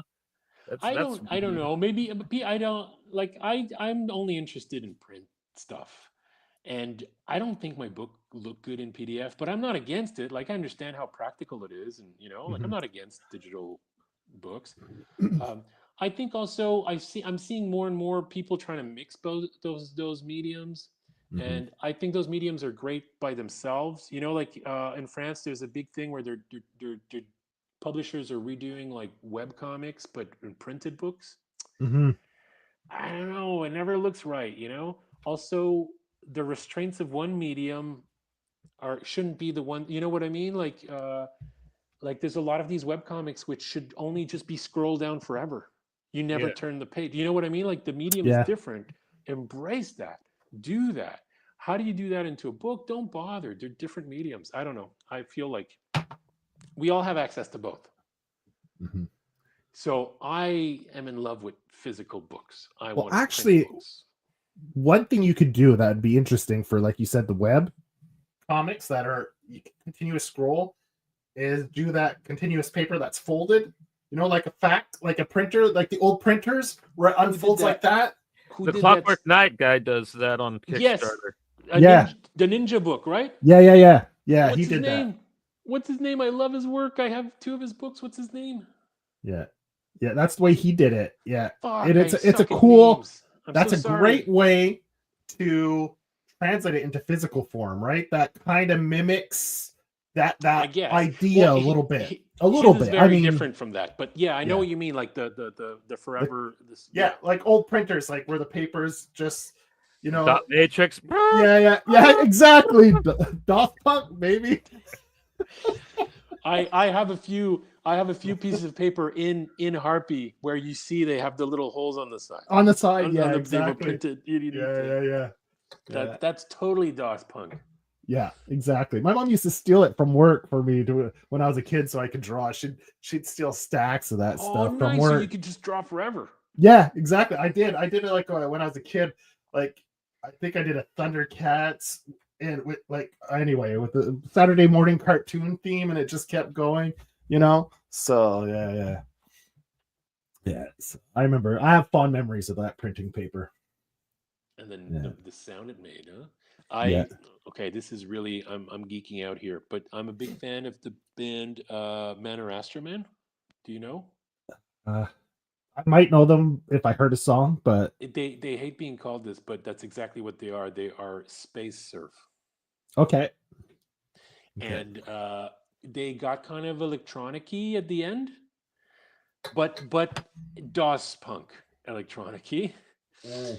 And they have a song which is a dot matrix printer, but they like it's making a tune. Okay. but they make a tune by like I don't know how many months of research, but they type something and get it to print something so that Wow. it makes a song. Wow, that's insane. That's dedication right there to an That's idea. that's amazing, right? It's Mhm. just, and that's all it's worth. Me telling you, people saying that happened because the song is like okay, but the time spent on it. Anyways, I love Manor Astroman, Six Finger Satellite as well. Yes, Manor Astroman is my favorite band. Yeah. Cool. Cool. So yes, DOS Punk. I loved it. And Yeah. I'm gonna ask you this until you actually print it, man. Like, when are we getting Magda Gamma in print? Since you love printed books so much, man. Have And you it ever has to- printed so that? Hey, good. you guys are you're laughing, but you did Magda Gamma the first book, which is Yeah. I rediscovered that it was fun watching that show. Okay, because it's so far back. But Magna Gamma, the second book, is a book that I am still proud of. It is funny. It is good. I love that book. If you ever do another Magna Gamma episode, please do the second book Well, we plan on it. It's just because it's the so original fucking crew we funny. had for that book. We wanted to get the same people back to do the episode with us, but it might not. We might just have to do the episode without them. I'm thinking because Yeah. the logistics of trying to get people to commit Whatever. and I'm actually, not. I yeah, don't want to decide what you do. no, But I no. Well, found it. it's definitely in Yeah. the plans. Yeah, I found it so much fun that you did the first book. I yeah. was so flattered. I Well, here rediscovered that book, but I it. am actually proud of like I'm not proud of the first one. Like it's rough, But the Okay, second one, I'm still like I still love that book so much. It's much if we longer, it's do a better second, built. when we do that episode, did you want to hop on with us and we'll go? Is it not better that I'm not there? Because there were a lot of times where you're like, I wonder what that is, and that was funny. If I would be there, then I'd just answer, But right? it answers, yeah, but it's not a bad thing to Or I have could the come on answers. at the end when you're done. Or we could do like a quiz show, right? Where if we think, then you could tell us if we're right or wrong at the end. Like if we have a Yeah, theory, then at the yeah. end we could go over all our theories on it, and you could be like, "You're way Real or off." not I don't. real. Yeah. Yeah, real or not real. Like, we can Is make a Magda game of Gamma it. real or not real? We can make a Okay. game of it. Yeah. Well, I'm in. is she you or isn't she? Is kind of the question with that one. Like, Is she a what? Is she what? is she written based off of you or is she not? And you Oh, guys already answered that one. well, apparently, yeah. Apparently, I talk the same. Yeah. Yeah. That was so funny. I was like, "What? You said that, right, Joey? Or was it you, Johnny?" It was Joe that said it. Said You what? That that guy. Magda Gamma talks just like Nick. Oh, I don't And then know, I man. asked around. That episode was 2 years ago. I don't know. I say a lot of stupid shit, so I was like, can't "What?" remember all the dumb shit I say. And then I asked around, and then I had a few friends who's like, "Oh yeah, totally. This is Yeah. this is yeah." So I guess that's where it comes. But Yeah. I did this book for like I think 6 or 7 years on Patreon, 4 pages every Yeah, I week. don't know Yeah. how many pages that. And the funny thing is like the first. Altogether, Yeah, 10 issues? 765 pages, all hand painted. Mm-hmm. Mm-hmm. It's Yeah. huge. That's one of the big things about not being able to print it immediately is that we need to edit it. It's months of work. Because that Because would do gangbusters on Kickstarter. I'd tell you right now. If I you did think a that would work Magda well. Gamma on Kickstarter, you'd probably fucking sell 200 grand's worth Canadian of that book. But it's a little rough. I'd have to accept because when you're drawing every day, you progress, and then looking Yeah. back is hard. Yeah. Especially that's already that's 2018. I started Magna Gamma. Trust me. if you look at the Gooner books that they sell on they won't. Kickstarter, dog, like yours is like straight up award winning Thank you. compared Thank you. to the rest. And it's not even a Gooner book, like I said Yeah. earlier. Like Yeah. it, But it, I it's mean, got too much character and yeah. I mean, it was fun doing the one. I'm a bit embarrassed about a lot of stuff, just technical stuff, because I draw better now, right? yeah. And I've learned so much. I'm like, I don't know, I'm like 800 pages further now, Yeah. But in all my books, So, but the second one, I think Mhm. you're gonna have a blast. I think it's a little longer. It's 350 pages. But I'd seriously consider kickstarting that one if ever. Oh, it's planned. It's officially Yeah? it's Okay. gonna happen. It's just that I need to I can't this year. I'm working on 4 books. Yeah. This year. Yeah. I need to sit down between 2 books and take 2 months, hire an editor. Let's proofread it. Let's break it apart. And it's hard because I don't want to redraw it. I need to keep it the way it is, but also I'm gonna need to soften some corners. There's work to be done on a book that's old. Yeah. It's never been printed, so it's gonna happen. It has to happen. Yeah. Also, I have 2 ready to go, right? Yeah. So exactly. You have 2 volumes. Exactly. But I mean, as Johnny, I think Johnny's the same as myself.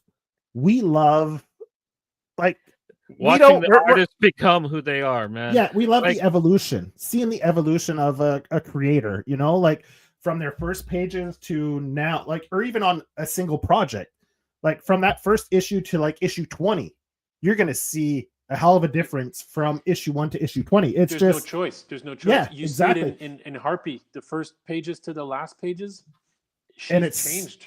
And it's such a beautiful thing. It's such a beautiful thing to see that organic kind of evolution, progression.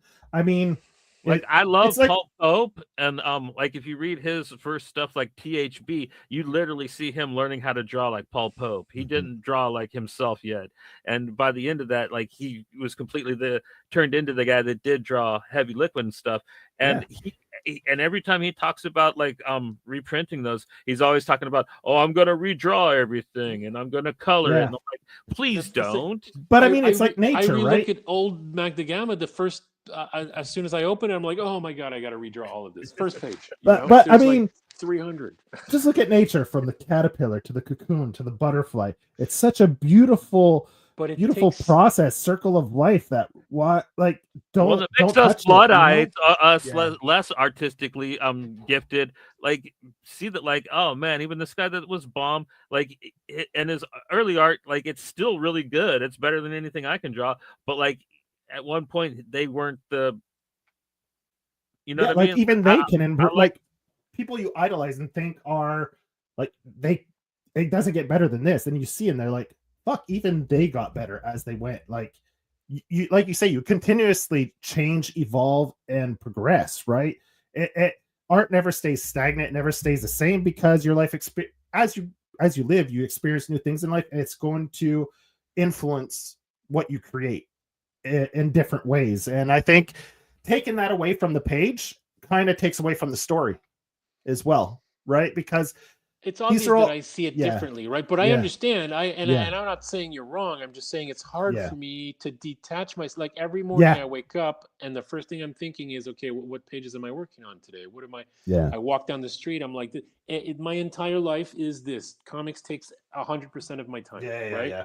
And so all my time is dedicated to trying to make these pages, and so it's maybe a different approach. It's a more technical approach. It's not an ego thing. It's not because I don't like the way I draw before because it wasn't as good. There's a bit of that, but it's mostly because continuation. I want the same, but I'm wrong. You're right. It is when I read someone else's book, I like seeing that they got better from the beginning into the end, because I'm part of that. I'm witnessing the growth through this book. It means something in time. I like it. But when not it's only your work, it's a different. It's a beautiful thing, though. I mean, to witness firsthand when you're reading. It is, I promise you, Magdagama will come out, and that's why I was telling you I have to resist the urge to redraw it. That's the first thing I want to do, but I can't. It needs to come out, but it does need to get edited. For little things. Like any book does. Maybe timing, maybe pacing. Try not to add anything, not change anything, even if I don't recognize her, because she changes a lot through the book, right? Like years of drawing it. But dialogue, stuff like that needs to be edited. But it will absolutely happen. It has to. There's 765 pages of this stuff. And it's good. And so very few people read it. It's crazy that I did so much work for such a small audience. Well, I think the problem is a lot of people don't or refuse to read digital. And right now it's only available if you sort of subscribe to your Patreon, you can Every download the week PDFs. I have someone right? asking me. Yeah. Yeah. So just go on. Is it still available if you subscribe to your Patreon? No, The Magna yeah, Gamma. So there you everything. go. All your stuff, if people want, they can become a subscribe to your Patreon. You Yep. have all kinds of digital content there. If like I know a lot of people, we have a friend that hates digital, he refuses, he'll never touch it. But like I said, I'm not personally against it, but I understand it might be practical for some things. Yeah.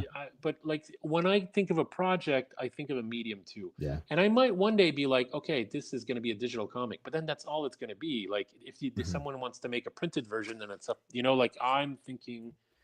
So like Harpy needed to be a published book.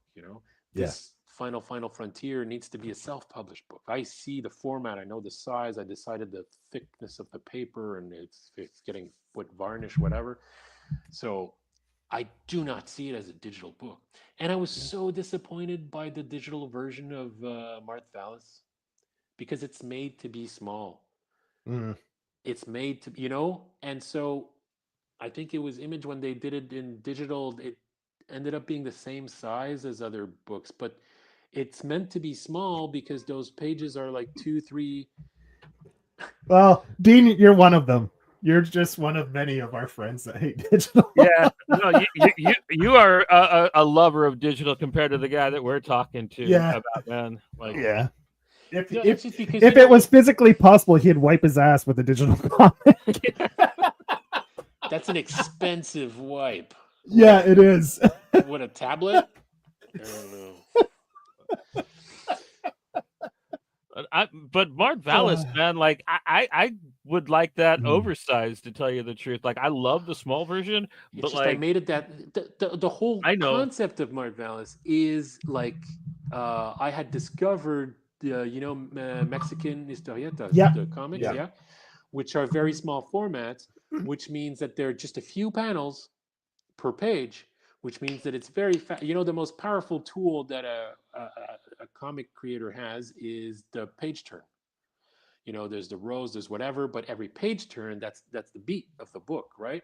So if your pages have less content on them, then you're turning the pages much faster. That's why I used Marth Vallis. It's that size because it's everything is planned. That's why it's a fast book, right? The whole book is like boom, boom, boom, boom, boom. It's meant to be a rush. And it's meant to be that way because you only have 3-4 panels before the next page turn.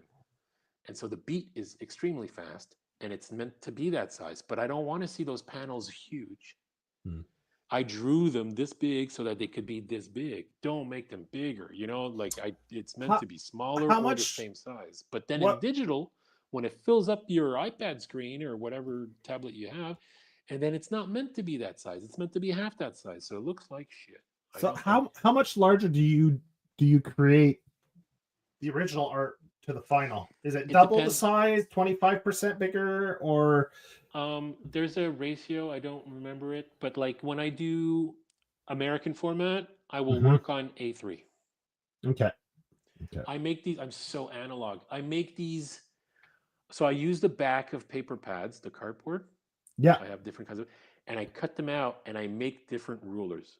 Okay, you're ready for this? I haven't told a lot of people this. I'm going to nerd out. If there's anybody who makes comics out there, here I have two. I make these things. I don't know if you can see. Yeah. Frames, so like cardboard frames. Yeah. It's for Harpy. And so this is the size of within an A3, right? So the outside, I put this on my pad and then I line out and I line in. And then the outside is the size of the page with the bleed, because pages need a bleed. 3 millimeter bleed all around. And the inside is my safe zone where I can do whatever. Stuff often comes out of it, but I do those 2 lines and I do this on every A3. And that's my page. But I have one for every different book. I have tons of them. And I make one. It's like a little ritual. I make one for the new book, but also they're all different formats because they're all made to be for different books. Like the Final Frontier is going to be a bigger format. The finished book is almost going to be 8.5 by 11. So there's going to be a lot more space, and you're going to see all the details. But it's meant so those are drawn on even bigger paper. The American format, like Harpy, is drawn on A3. So what's your process now? I know you were when we were talking the other time, you started coloring digitally because, like you said, Magna Gamma was all traditional, right? All colored, painted, whatever, all traditional. And now you've started coloring digitally. Lately, it's always evolving, right? But right now, I see it in kind of 3 steps. Like Magna Gamma was all hand painted, black and white, meant to be black and white. And then I started getting to more traditional, like how American comics are made, inking. And I started looking up to these artists that are amazing inkers. And I just like decided to, and that's when I was doing Mart Vallis, just ink, black ink, no shading, and then color digitally, right? Because it's easier. And I like these pages because then they end up having a lot more black. And then you can color with just flat colors, which is what I like. I don't like 3D effects with the color. I like it flat. Yeah. So this leads into my next question. Artist editions are becoming a popular thing. Would you consider doing an artist edition with the ones that you did inks? What do you mean an artist edition? That's like before the colors, like just the black and white. Yeah, totally. Yeah, with all the warts and stuff. Like if you have blue line, that you scan it to the most real possible, so you get the blue lines, any notes in the margins. I love that. I love getting those books. In the inking, you see like it's not perfect black, right? You see the overlap when you're inking and all that. I don't use blue lines, so there would be no blue lines, but there's definitely some corners where the pencils, whatever, or where I paint over to try to fix something and it doesn't work, so it's starting to get thick. Yeah. So you get that. You get all that. Yeah. My margin, like I showed you my rulers there, like this one for Harpy. Yeah. It's not on purpose, but just to fit the American format on an A3, there's about 2 centimeters extra on one side. And usually that side of all of my Harpy pages are full of like color tests or ink or cleaning your brush off the pen nib or whatever. Exactly. Yeah. It's funny too, because sometimes I'll write notes when I'm changing dialogues and it makes no sense, but you have the page and it's like, what? Yeah. So, I mean, because I've been starting to buy more artist edition of books and I love it. I mean, it's I just can't get enough of it. It's so awesome. They do this thing in France where they will come out with a book, whatever, and then they'll have the normal version in color, and then they'll have a bigger version, not artist, but only black and white. Okay, gotcha. It was only the inking. I've gotten a few like this. It's not always great, but if you get a great inker, then it's better. You know what I mean? I do prefer it. Yeah. And I don't know how they did that, but what's his name? Daniel Warren Johnson did do a power bomb. Yeah. Yep.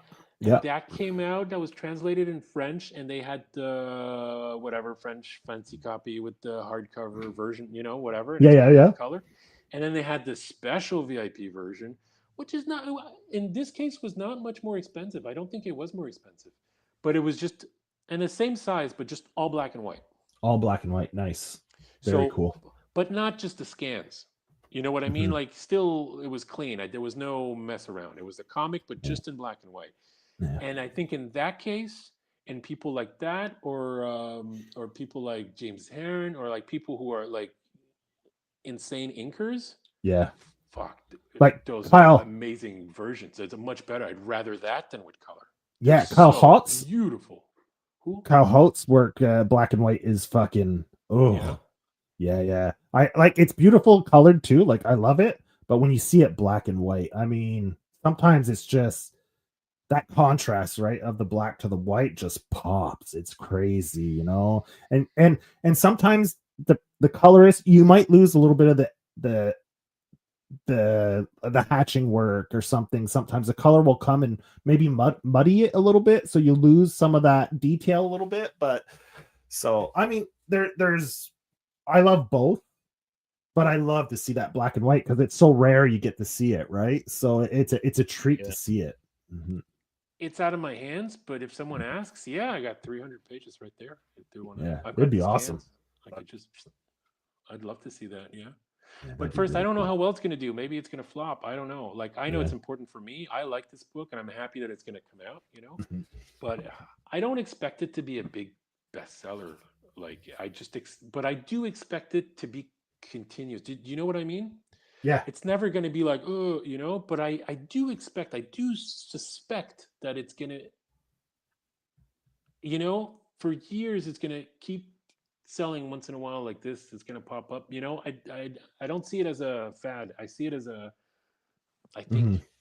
Yeah. Well, I mean, Well, people just need to learn your name, dude. And once they know that you're out there, I'm pretty sure more and more people are gonna come to it. You know what I mean? Because, like your stuff just looks amazing, and it's got this timeless look. It looks like we've always had it, we've always known it, but you're such a new, fresh quantity of it. You know what I mean?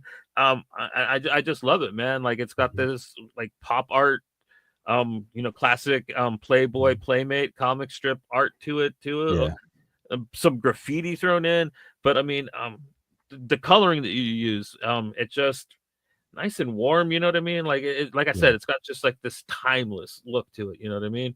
And but at the same time, it's fresh and exciting. You know what I mean? Like, thank you. That's yeah, nice. That's always nice to hear. It has it almost has like a sepia wash over all your colors almost. Well, like I told you, I never use black. Yeah. Like my blacks are always tinted. It gives it a little bit of a retro feel, right? There's that. Yeah. I also, I have a lot of textures over it. Like I'll color it flat, but there's textures over it too. Yeah. I hate to waste paint. So when I paint stuff and I have paint leftovers, I keep it and I make these weird abstract just to use the paint. Okay. I'll scan that, and then in Photoshop, I'll use that as textures on top. Textures. So I'll have my inks under flat color, and then on top of everything, I have a 10-20% of a saturated multiplied that is just a erase if it's too messy on a face, but keep it, and that just gives it character. And then I kill all my blacks and make them whatever, dark red, dark blue. And then that's the feel. That's the Mart Vallis same. That's how I did Mart Vallis. I think the colors in Harpy are more vibrant. Oh, that's funny. I love that book. Oh, I love it too, dude. Like you were a little bit ago kind of slagging off the PDF, but to tell you the truth, that PDF means a lot to me, man. You like it? Yeah. That's what introduced me to you. And like I think when me and Joe did our first review of Mart Vallis, I didn't have the physical copy yet. We were going strictly off the digital, the Didn't PDF. you feel like, did you know that it was a small format, or did you feel like no, I kind of didn't. I didn't really check to see how big you said it was going to be. So when it came and it was like manga size, but like in European dimensions, I was cool with it. It didn't bug me because like I love oddly formatted books. Like I love what they call landscape. I call it widescreen. Like that's probably my favorite style of comic. But yeah. But would it not bug you to have a book, let's say a normal size book, but on each page there's like just 2 or 3 panels? Isn't that weird? No, because there's a lot of people that actually do that. I was gonna say, do they? Like, yeah, I don't buy those books. I don't know. There's a lot of comics that are actually laid out that way, and they're like normal floppy size. You know what I mean? And like, yeah, they have like, maybe 5 panels at most on the page a lot of the time. All of this, I can never read my own books for the first time. So my perception of this is just in my head as the guy who did it. So I'm not saying I'm right at all. I'm just saying like not making the stuff bigger or not doing those or like not going back. I don't want to see old pages of Magda Gamma, but I'm sure they are worth something. Like, I'm not saying that you shouldn't.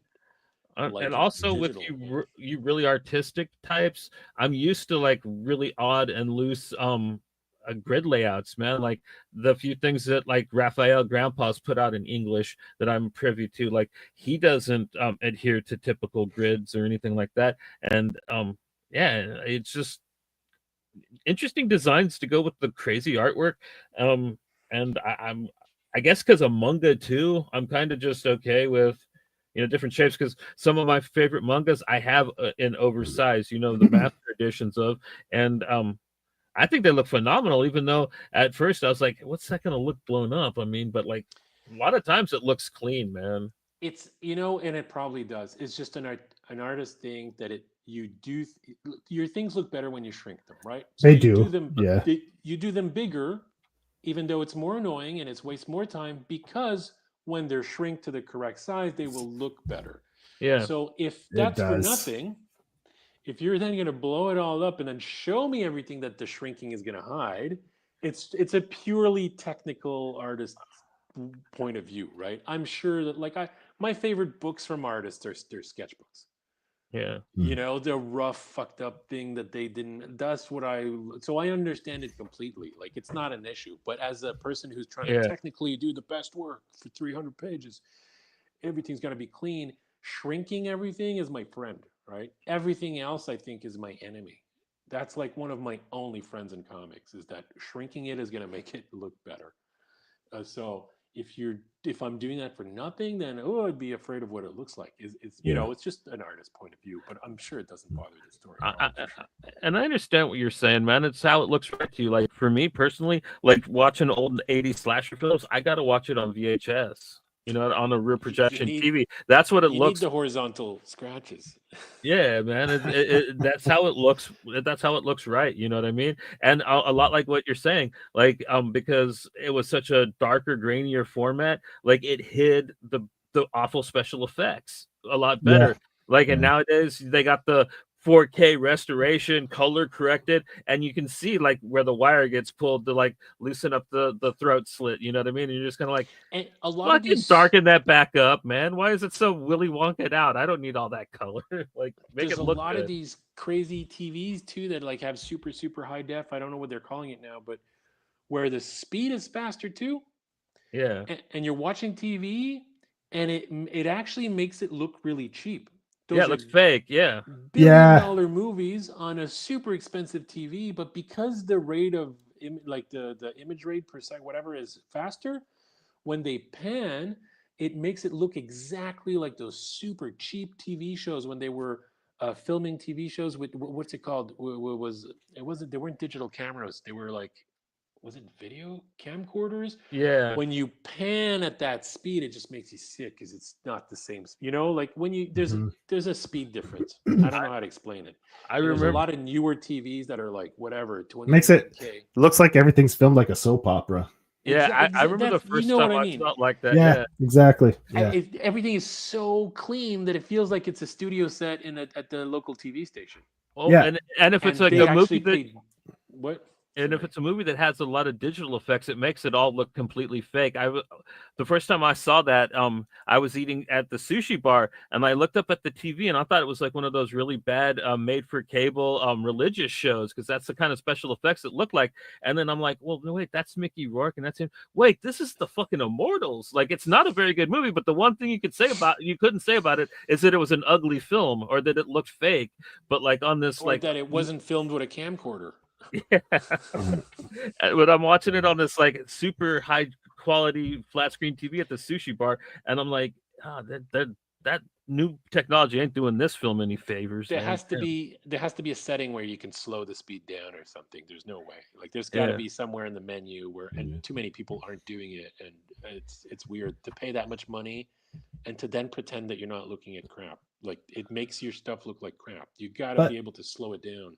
yeah, and the thing is with movies too is you're trying to set a mood, a feel. And if you're making everything look like it's live right in front of you, And way I don't too know. close. Yeah. Yeah, they get the fog and stuff, and they have a certain like lighting, and now everything seems ultra defined and crisp and clean, and everyone's doing that same thing where the movie itself doesn't. Some still do, but I mean a lot of them, like, it's like you say, get it done fast. Let's shoot it, done. It's straight from, like, they shot it, it's on their computer, they edit it, like the shot they just made is edited and ready like within a matter. I mean, I the think a lot process has to isn't do there with anymore. streaming, is that now they're selling most of their contents on streaming platforms, which don't sell you that movie. They sell you a monthly subscription, and then Yeah. they have to fill that, right? So Yeah. then they have to make sure you have a selection. And Yeah. so a lot of shit's going to get through. And it's great for TV makers because then all of a sudden, because of Netflix and all that, they needed a bunch more shows. But a lot of crap gets through. And I think that's what they were striking about not so long ago about writers and stuff. They were afraid of AI in writing shows. And I am suspecting half the movies that Netflix is making right now were written by AI. I've never seen so much stuff that just doesn't make sense. Yeah. Yeah, and Where and maybe just no some writers plot, are just there's taking like, we'll pay you just to put your name on there, and you don't have to do a fucking thing, and we'll write you a check, right? Sure, Like, I'd I'm take that, sure, yeah, like, hey, we'll give you 100,000. You don't have to do fuck all. Just let us put your name on the movie, and that's it. Yeah. I'll be like, I mean, have you watched a Netflix made movie that came out in the last few years? They're so weird. They're like I have the same feeling thinking about the story as I have when I'm watching this bullshit AI art stuff. There's something off. It's cold. Like, who the yeah, fuck wrote this? It makes no sense. Like, the scenes work, but then what's the story? You know, like, what is this movie? I've had that feeling watching 4 or 5 Netflix movies lately, and I'm suspecting that they're using AI somewhere to make these movies. And it wouldn't surprise me because their business model is not selling you that movie. It's selling you a subscription every month, and now they yeah, just got to make sure the platform is full of stuff. yeah. And yeah, anyways, whatever. But hey, sadly, it's the same in comics too. Huh? It's the same in everything. Yeah, you get it every now and then if someone gets called out on it.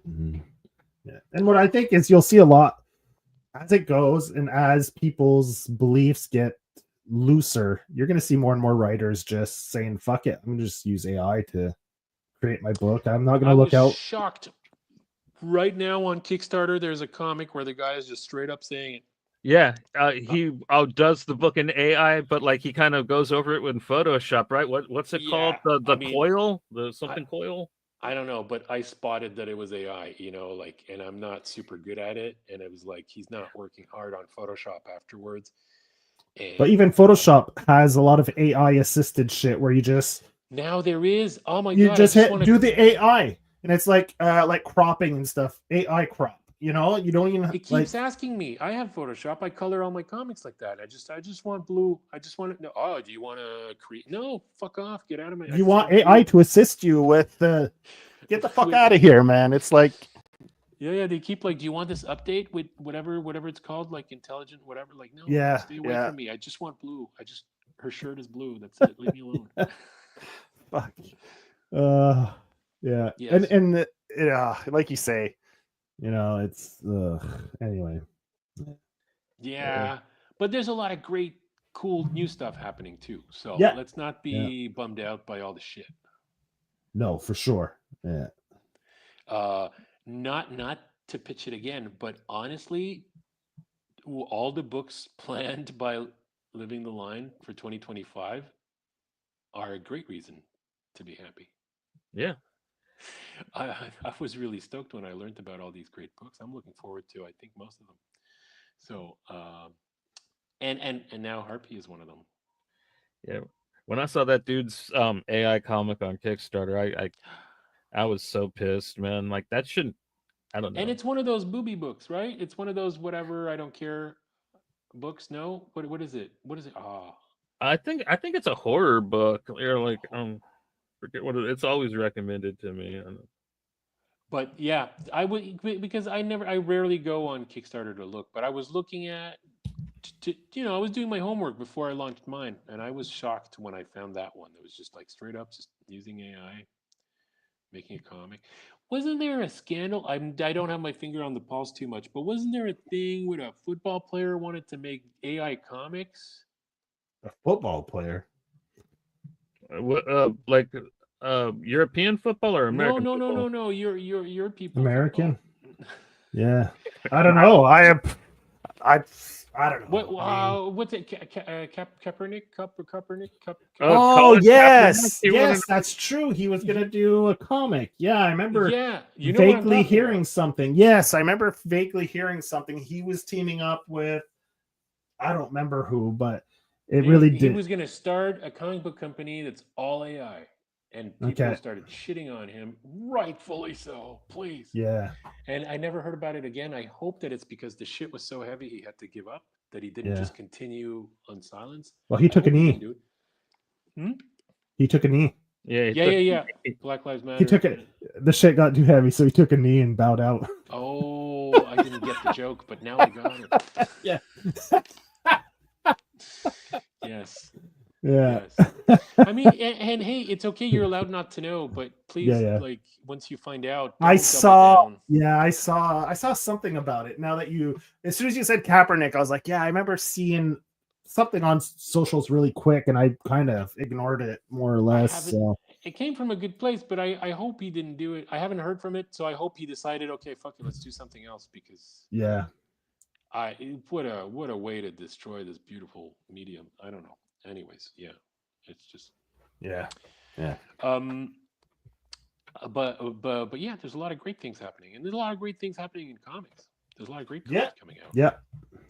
I mean, there's going to be a flux, like anything in life. You're going to have highs and lows. The industry is going to go through prosperous times. It's going to go through harder times, and you just got to try to ride it out and focus on the good. Mm-hmm. The way I see it, comics can only be made by people who are obsessed by making them. It's because we love making them that they exist, right? So other people have found ways to make money from this, but if those people disappear because there's no more way to make money, the comics are still going to come out. Yeah, I'm still going to make comics even if I can't sell them. Like, I'll have to do less because I can't live from it, but I'm still going to make comics. Yeah. And there's a lot of people who are they make comics because they want to. Nobody is putting themselves through that much work. Just being a commercial illustrator, which is a hard work, is way easier than doing comics. Like, there's no, people put themselves through making comics because they love it, because they're passionate about it. Then they hope to get published. They hope to make a living from it, but they're going to make the comics no matter what. So whether the big guys in suits who found a way to make millions off of those people's backs are still there or not does not change anything at comics. Like, it does change because it'll be less available, but comics will still be made. Yeah, I think. What's Jurassic Photoshop reference? I guess he means the old one. Yeah, I had CS3 all the way up to Mart Vallis. Yeah. I only switched when I moved. I got the and now I have the. Hey, do you want to use AI for this? No, I just want blue. Yeah. So, what is your take on artists that use AI, man? Like, did you get mad at Andrea Sorrentino when he got called out or anything like that? I don't even know who that is. The dude that works with Jeff Lemire all the time. Yeah, he did. Oh, don't get me started on Jeff Lemire. That's not good for your show.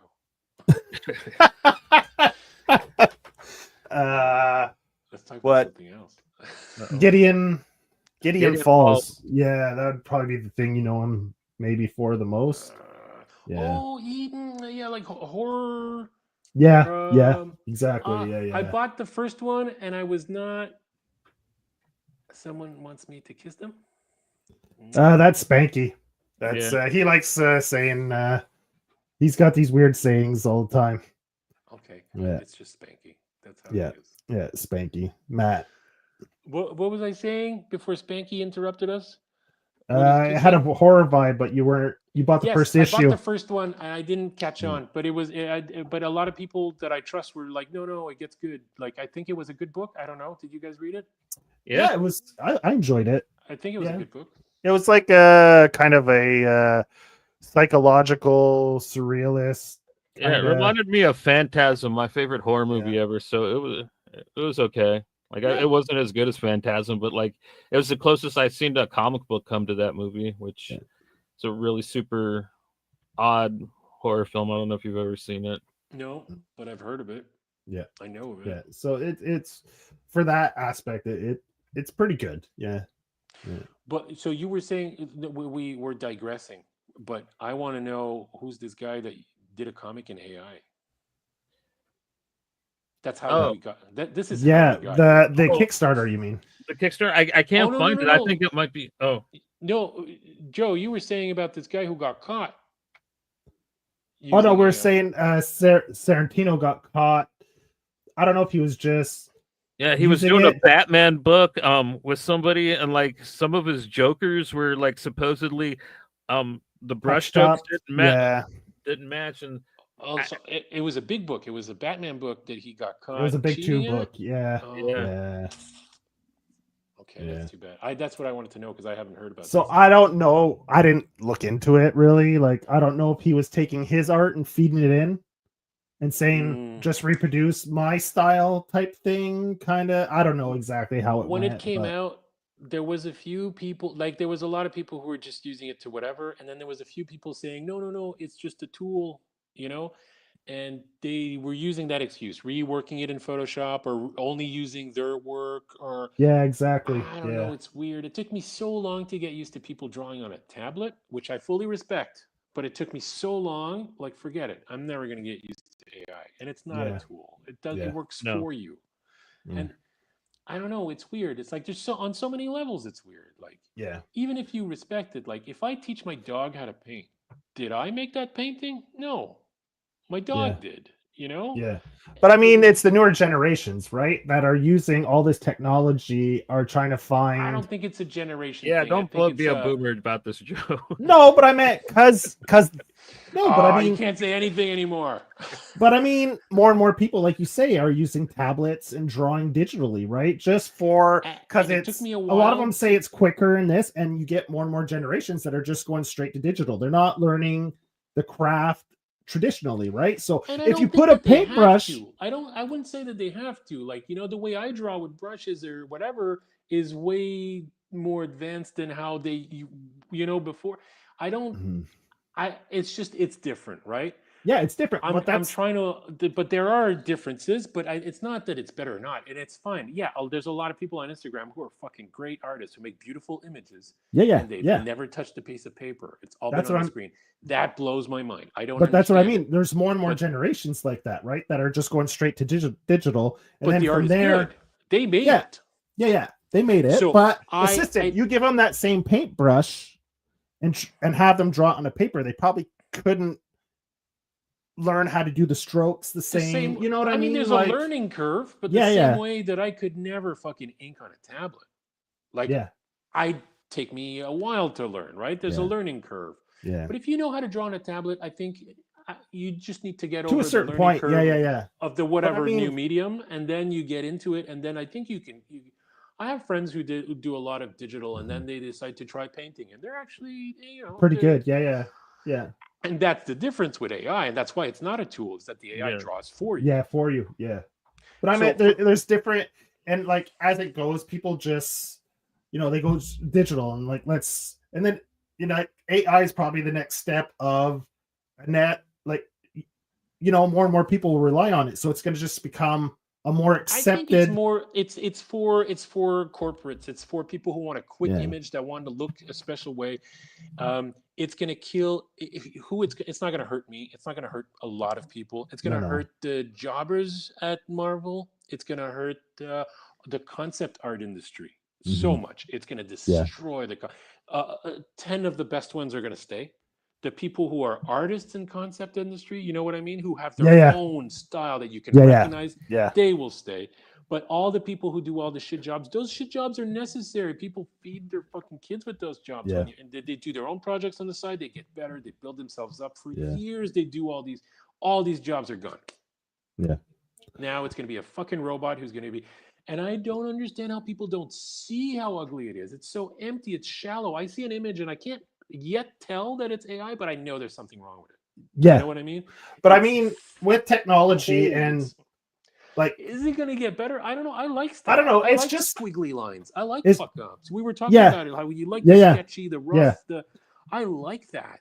But I mean, it's just a shift in mentality, right? Like, just because slowly it'll get like less and less people do traditional. So, you know, you'll see it less and less, and newer generations will probably be exposed to it less, so they'll be less likely to go to it.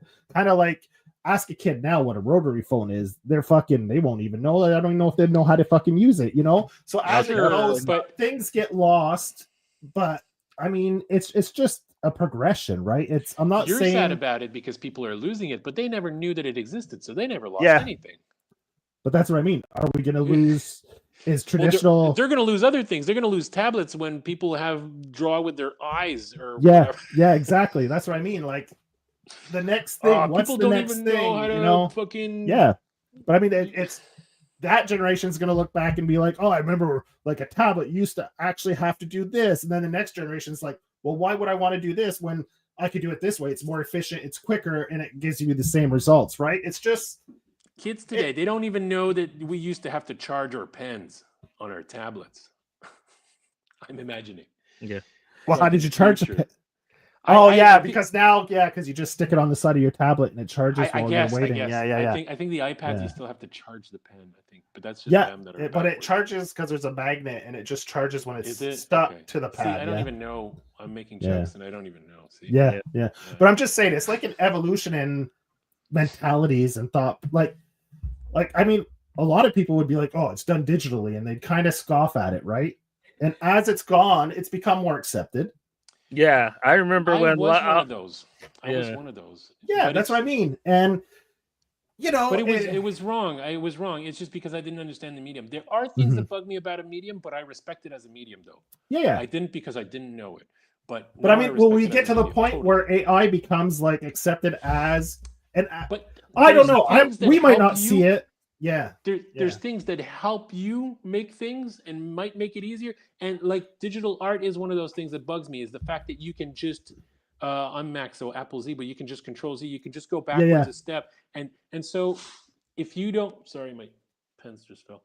So if you don't see, if you're not really careful of the way you draw, you are only showing your best lines.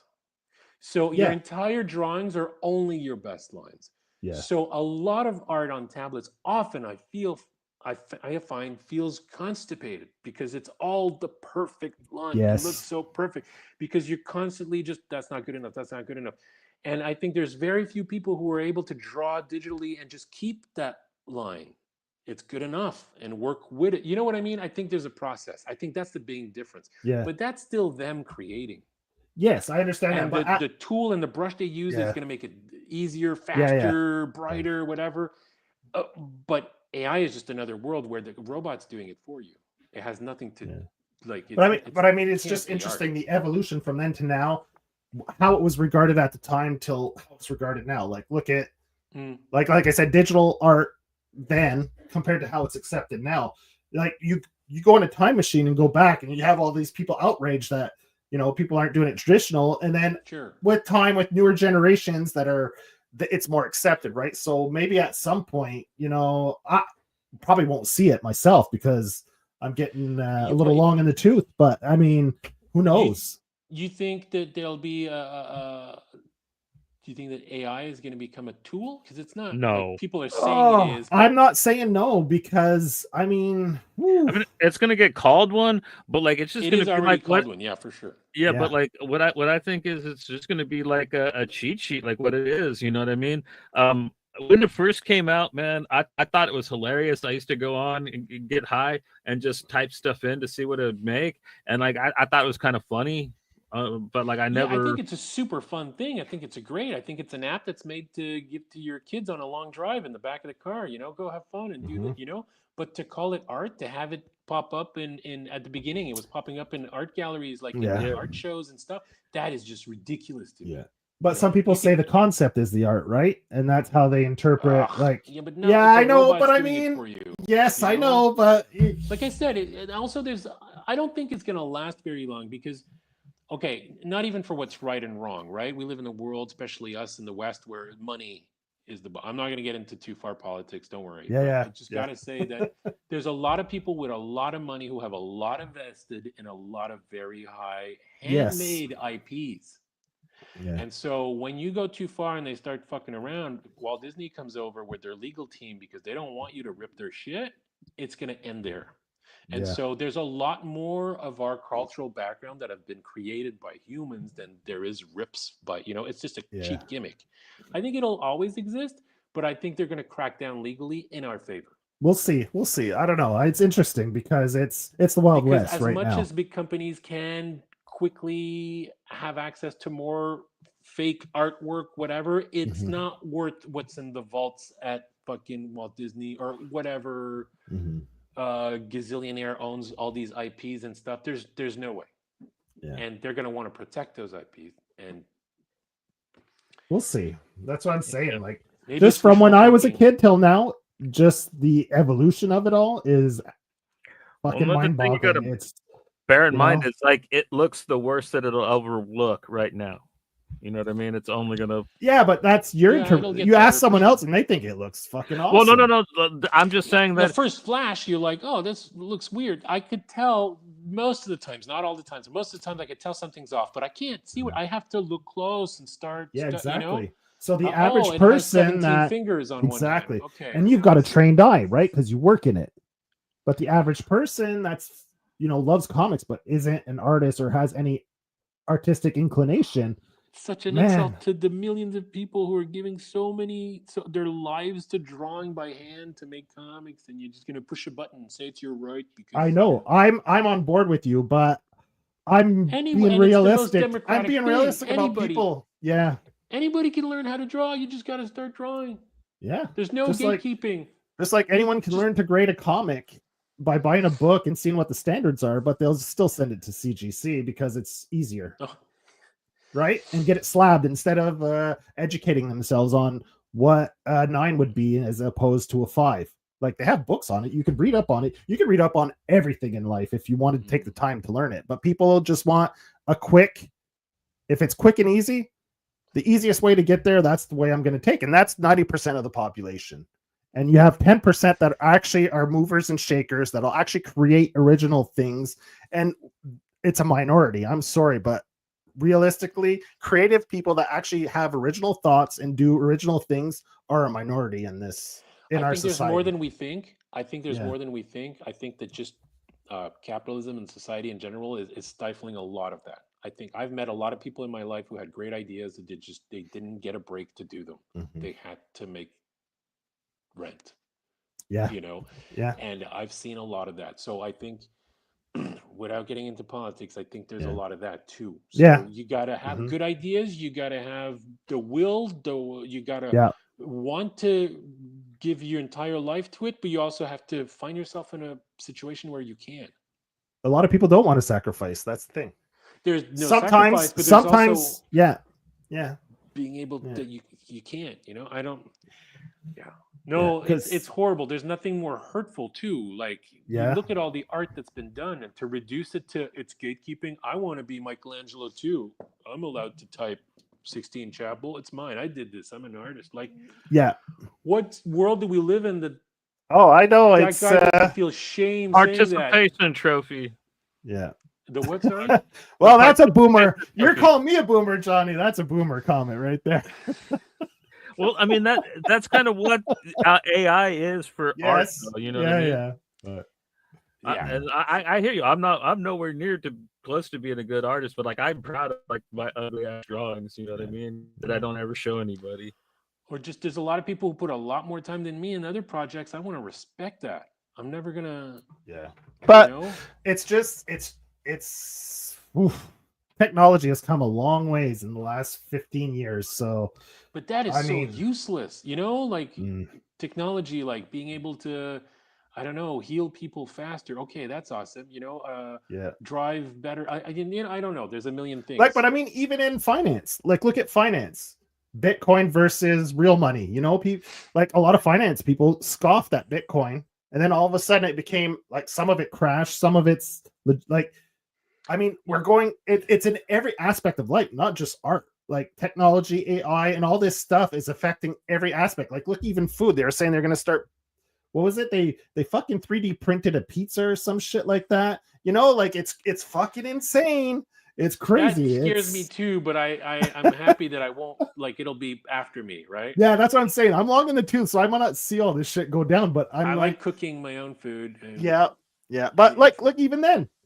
Like Uber Eats, fucking all those pre-made for people that are too busy. You can get the Hello Fresh, and all that. I mean, the Factor microwavable meals that like you see people. Like 30 years ago, you tell people this, and they'd be like, "Nah, fuck that. You're insane. You're a crazy person." And look, it's when I was happened a today. kid, You like, know, they like, had yeah. the Schwann's truck like that would come by and they'd sell you like microwavable chicken and shit. But like they were like the only company I knew that was doing that at the time. But, like, yeah, no now like idea. just having your food Yeah. delivered to you, like, Yeah. Must be an American thing. I don't know. yeah, we suck, dude. Yeah. No, I that's mean, what I it's meant. crazy, and it's a big business now. Like all these HelloFresh and all this shit. It's big business now. Okay, Mhm. but Yeah. they don't want to. Well, that's the thing is like It's all fresh ingredients that you just throw you actually together. cook it. They but it's a meal kit. Like they It's basically pre-cut, pre-measured. Okay. So here's So the you- recipe and everything you need, fresh It's in Yeah. this from the box. store, but it's a kit. You just have to assemble it. Yeah, Yeah, it has exactly. it has the little thing step by step how to do it. It's not frozen. That's their sales pitch. Is everything's fresh. It's not frozen foods. So what's the And- advantage? Is that it's not assembled, but you have everything you need. Well, you don't need you to go can do your groceries. That's what it is, right? it's You don't need to IKEA go- food, man. Pretty much. Like They're- you could they some of them have 3 categories where they just give you stuff. You still have to chop everything. The other one is everything's chopped. You have to throw it in together. And the third is it's already made and put together. You just have to reheat it. Those are their 3 options when you order this it's food. Lego food. Lego. Yeah. Lego food. Like, So it's anyway. This is just a guy who's trying to make money between you and the grocery store.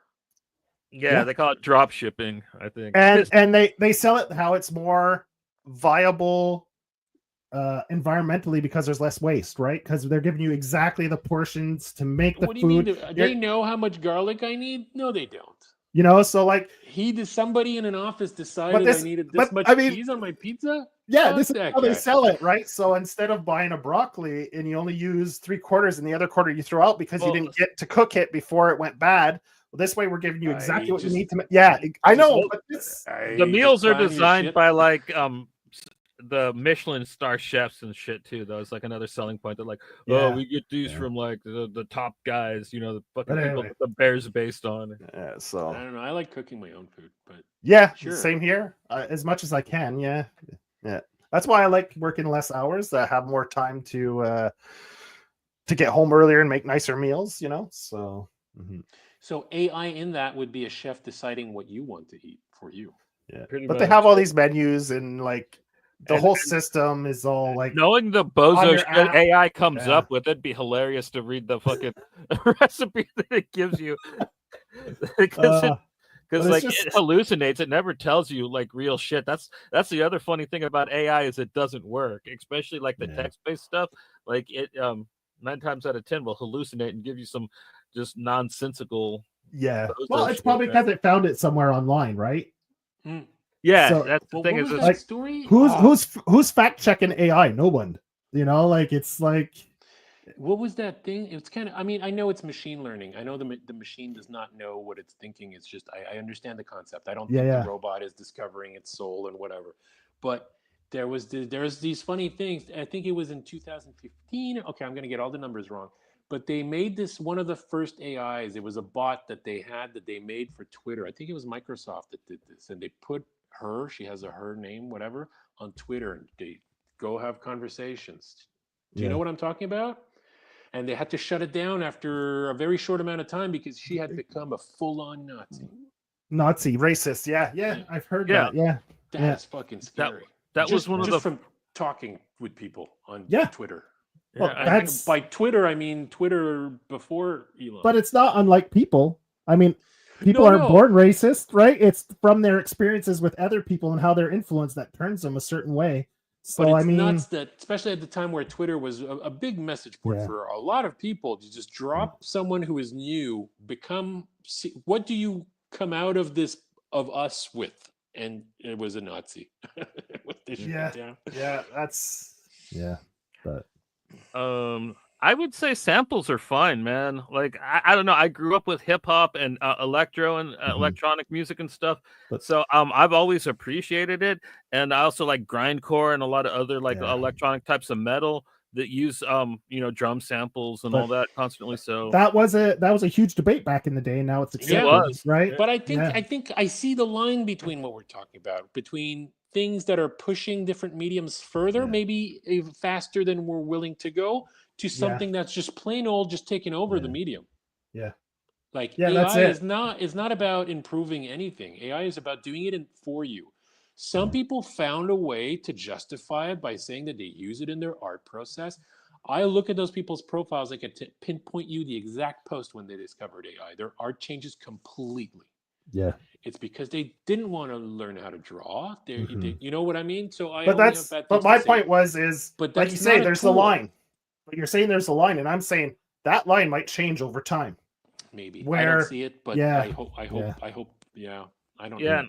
but and also like back to music sampling, it's like you have to understand like music theory pretty much. You have to take this piece of another song and make it fit into this piece that you're making, unless you take the whole like side of an album, which I know some people do sample that. But if you look at like the really good people that like did some really impressive sampling, like RZA, you know what I mean? Like that.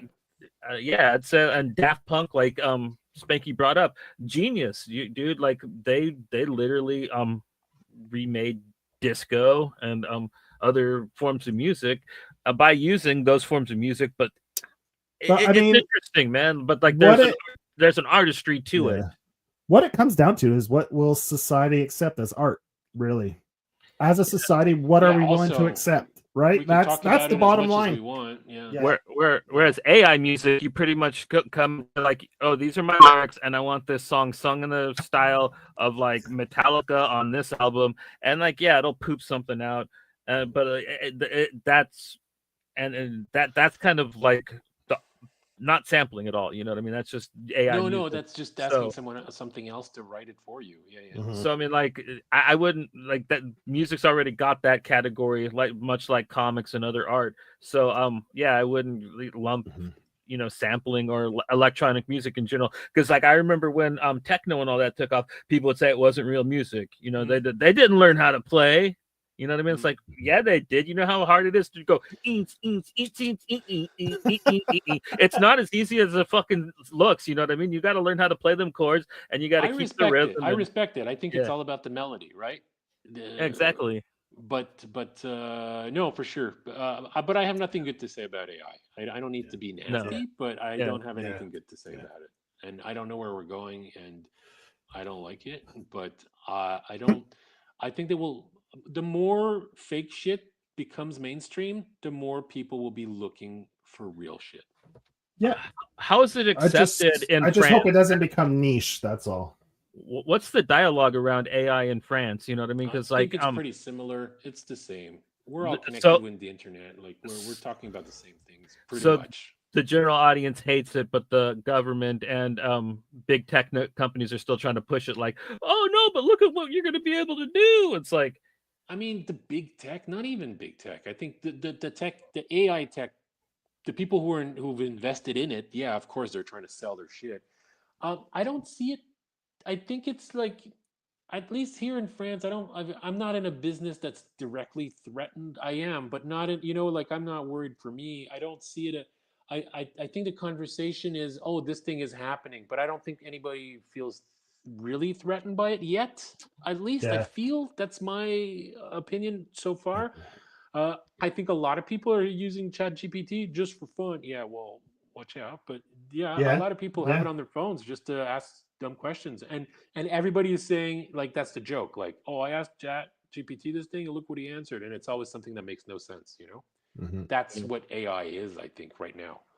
It's a funny gimmick that doesn't work. Well, I mean, we could find so many examples, like GPSs. Like people don't know how to read maps anymore because they just punch it into a GPS. Sure, like you hand them a map and they don't even know how to fucking use it anymore, right? Like you can lose something because of technology, right? So anyway, but I mean, we can find aspects in every aspect of life where technology has come and influenced or changed it in a certain way. I personally see a line with AI because it's not something to, like I said, to help you make something. It's something that just makes it for you. But I mean, I don't know where yeah. Good night. Night, Spanky. Yeah. So yeah. But so there's no AI in Harpy. Yeah. I'm not talking. Well, I'm never using AI, but there's no AI. I'm not talking about AI either. Yeah. That is also starting to bore me. stories that are talking about AI. That's a Oh man, I had a not so long ago. So I did this cover for Penthouse magazine. Yep. The Yep. Yeah, yeah, the comic. Yeah, yeah. and I found it on Instagram under this guy saying, "Oh, I hope it's not AI art." Oh, that was the first time that happened to me. I thought I was safe from that stuff because my stuff doesn't look like it's AI done. But No. Yeah, but I now mean, it's kind of like, it's gonna happen to everyone because now a lot yeah, of people don't know. they don't know. They'll just be like, question it right away, or it's people that want to support AI that are saying, "Oh, does this look like AI?" So people think that this style is AI, and No, then this no guy one, was no one hoping that it's knows. not, and I was Fair, like, yeah, "Oh, buddy, it's not." yeah. But that's what I mean. Anyway, Yeah, yeah, yeah. Comics. I like yeah, comics, and yeah. most of them are still handmade. Yeah. Yeah. Yeah. So S- So, Harpy and Final Frontier for 2025. exactly But I'm also very seriously working on this project with with Patrick Kinlan. Patrick. And during that time, I'm also officially started two other things that are nowhere near on my desk for drawing. I want to finish this thing with Patrick if it happens, but that is being sketched and that is being concepted. I'm continuing Mart Vallis 2 that I've been promising for Oh, a long oh, oh, time, oh. Okay, and this other project, which is another crazy thing. But cool. so yeah, there's a lot more handmade comics coming from me. So Final Frontier and Harpy for 2025 2025 for sure. fall, both of them. Fall, Yeah. this fall, yeah, and then shortly after in 2026, you should have some other stuff coming out as well. So that's cool. I feel, I don't know why, but I feel that with Patrick, that's going to get wrapped up Pretty rather quickly. in a quick manner. Yeah, Because if he's good to go, if it's sold, if it's signed, boom, we're on it. Then I can whip that just up during bang winter, it out. Yeah, and then next summer it's ready to go. You know, yeah, so if we can get it done, then it's finished this year, and then it comes out 2026. yeah, probably early 26. Yeah, get the dates and printers lined up and everything. Yeah, Oh, cool. I can't wait to get both of you guys' feedback on Harpy. Send us a review copy. Yeah, advanced copies. Yeah. Yeah. I mean, I've never. I'm so proud of this thing. I'm so fucking. I can't wait to get your feedback on this. Yeah. And this is that freshly. Whoa! It just went up. Yep. Awesome. We got 18 days left of this baby, man. It's funded, so there's not too much risk.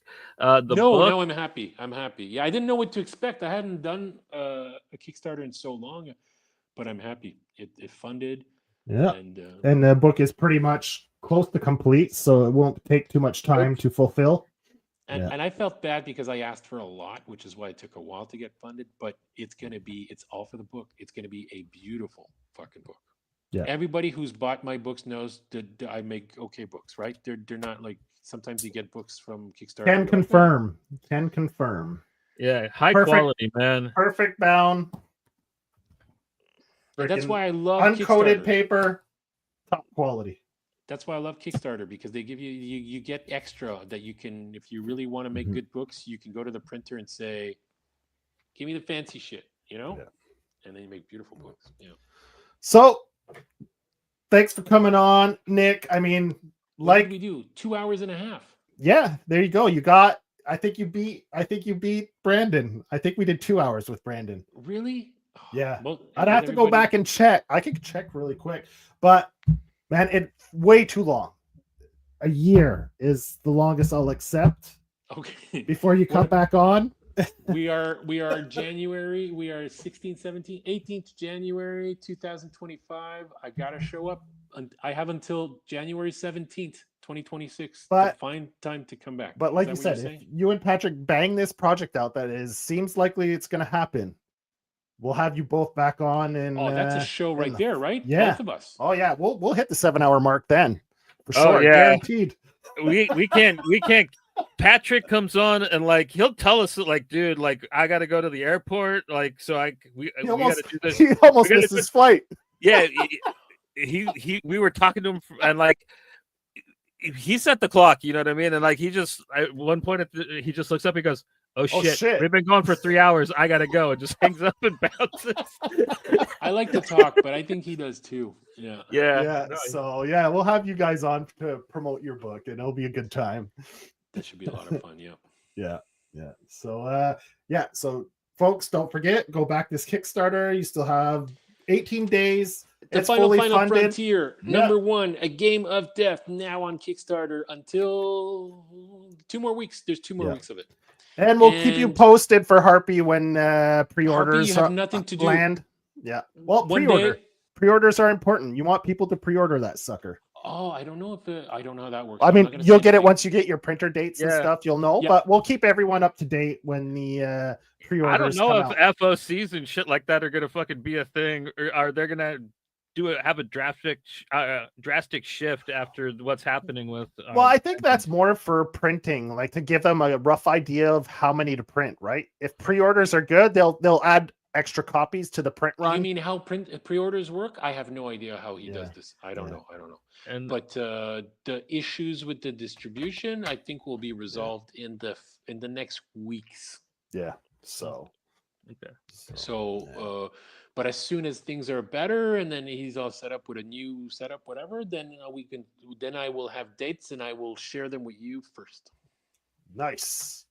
So thanks to everyone in the chats that stopped in to contribute, ask a few questions.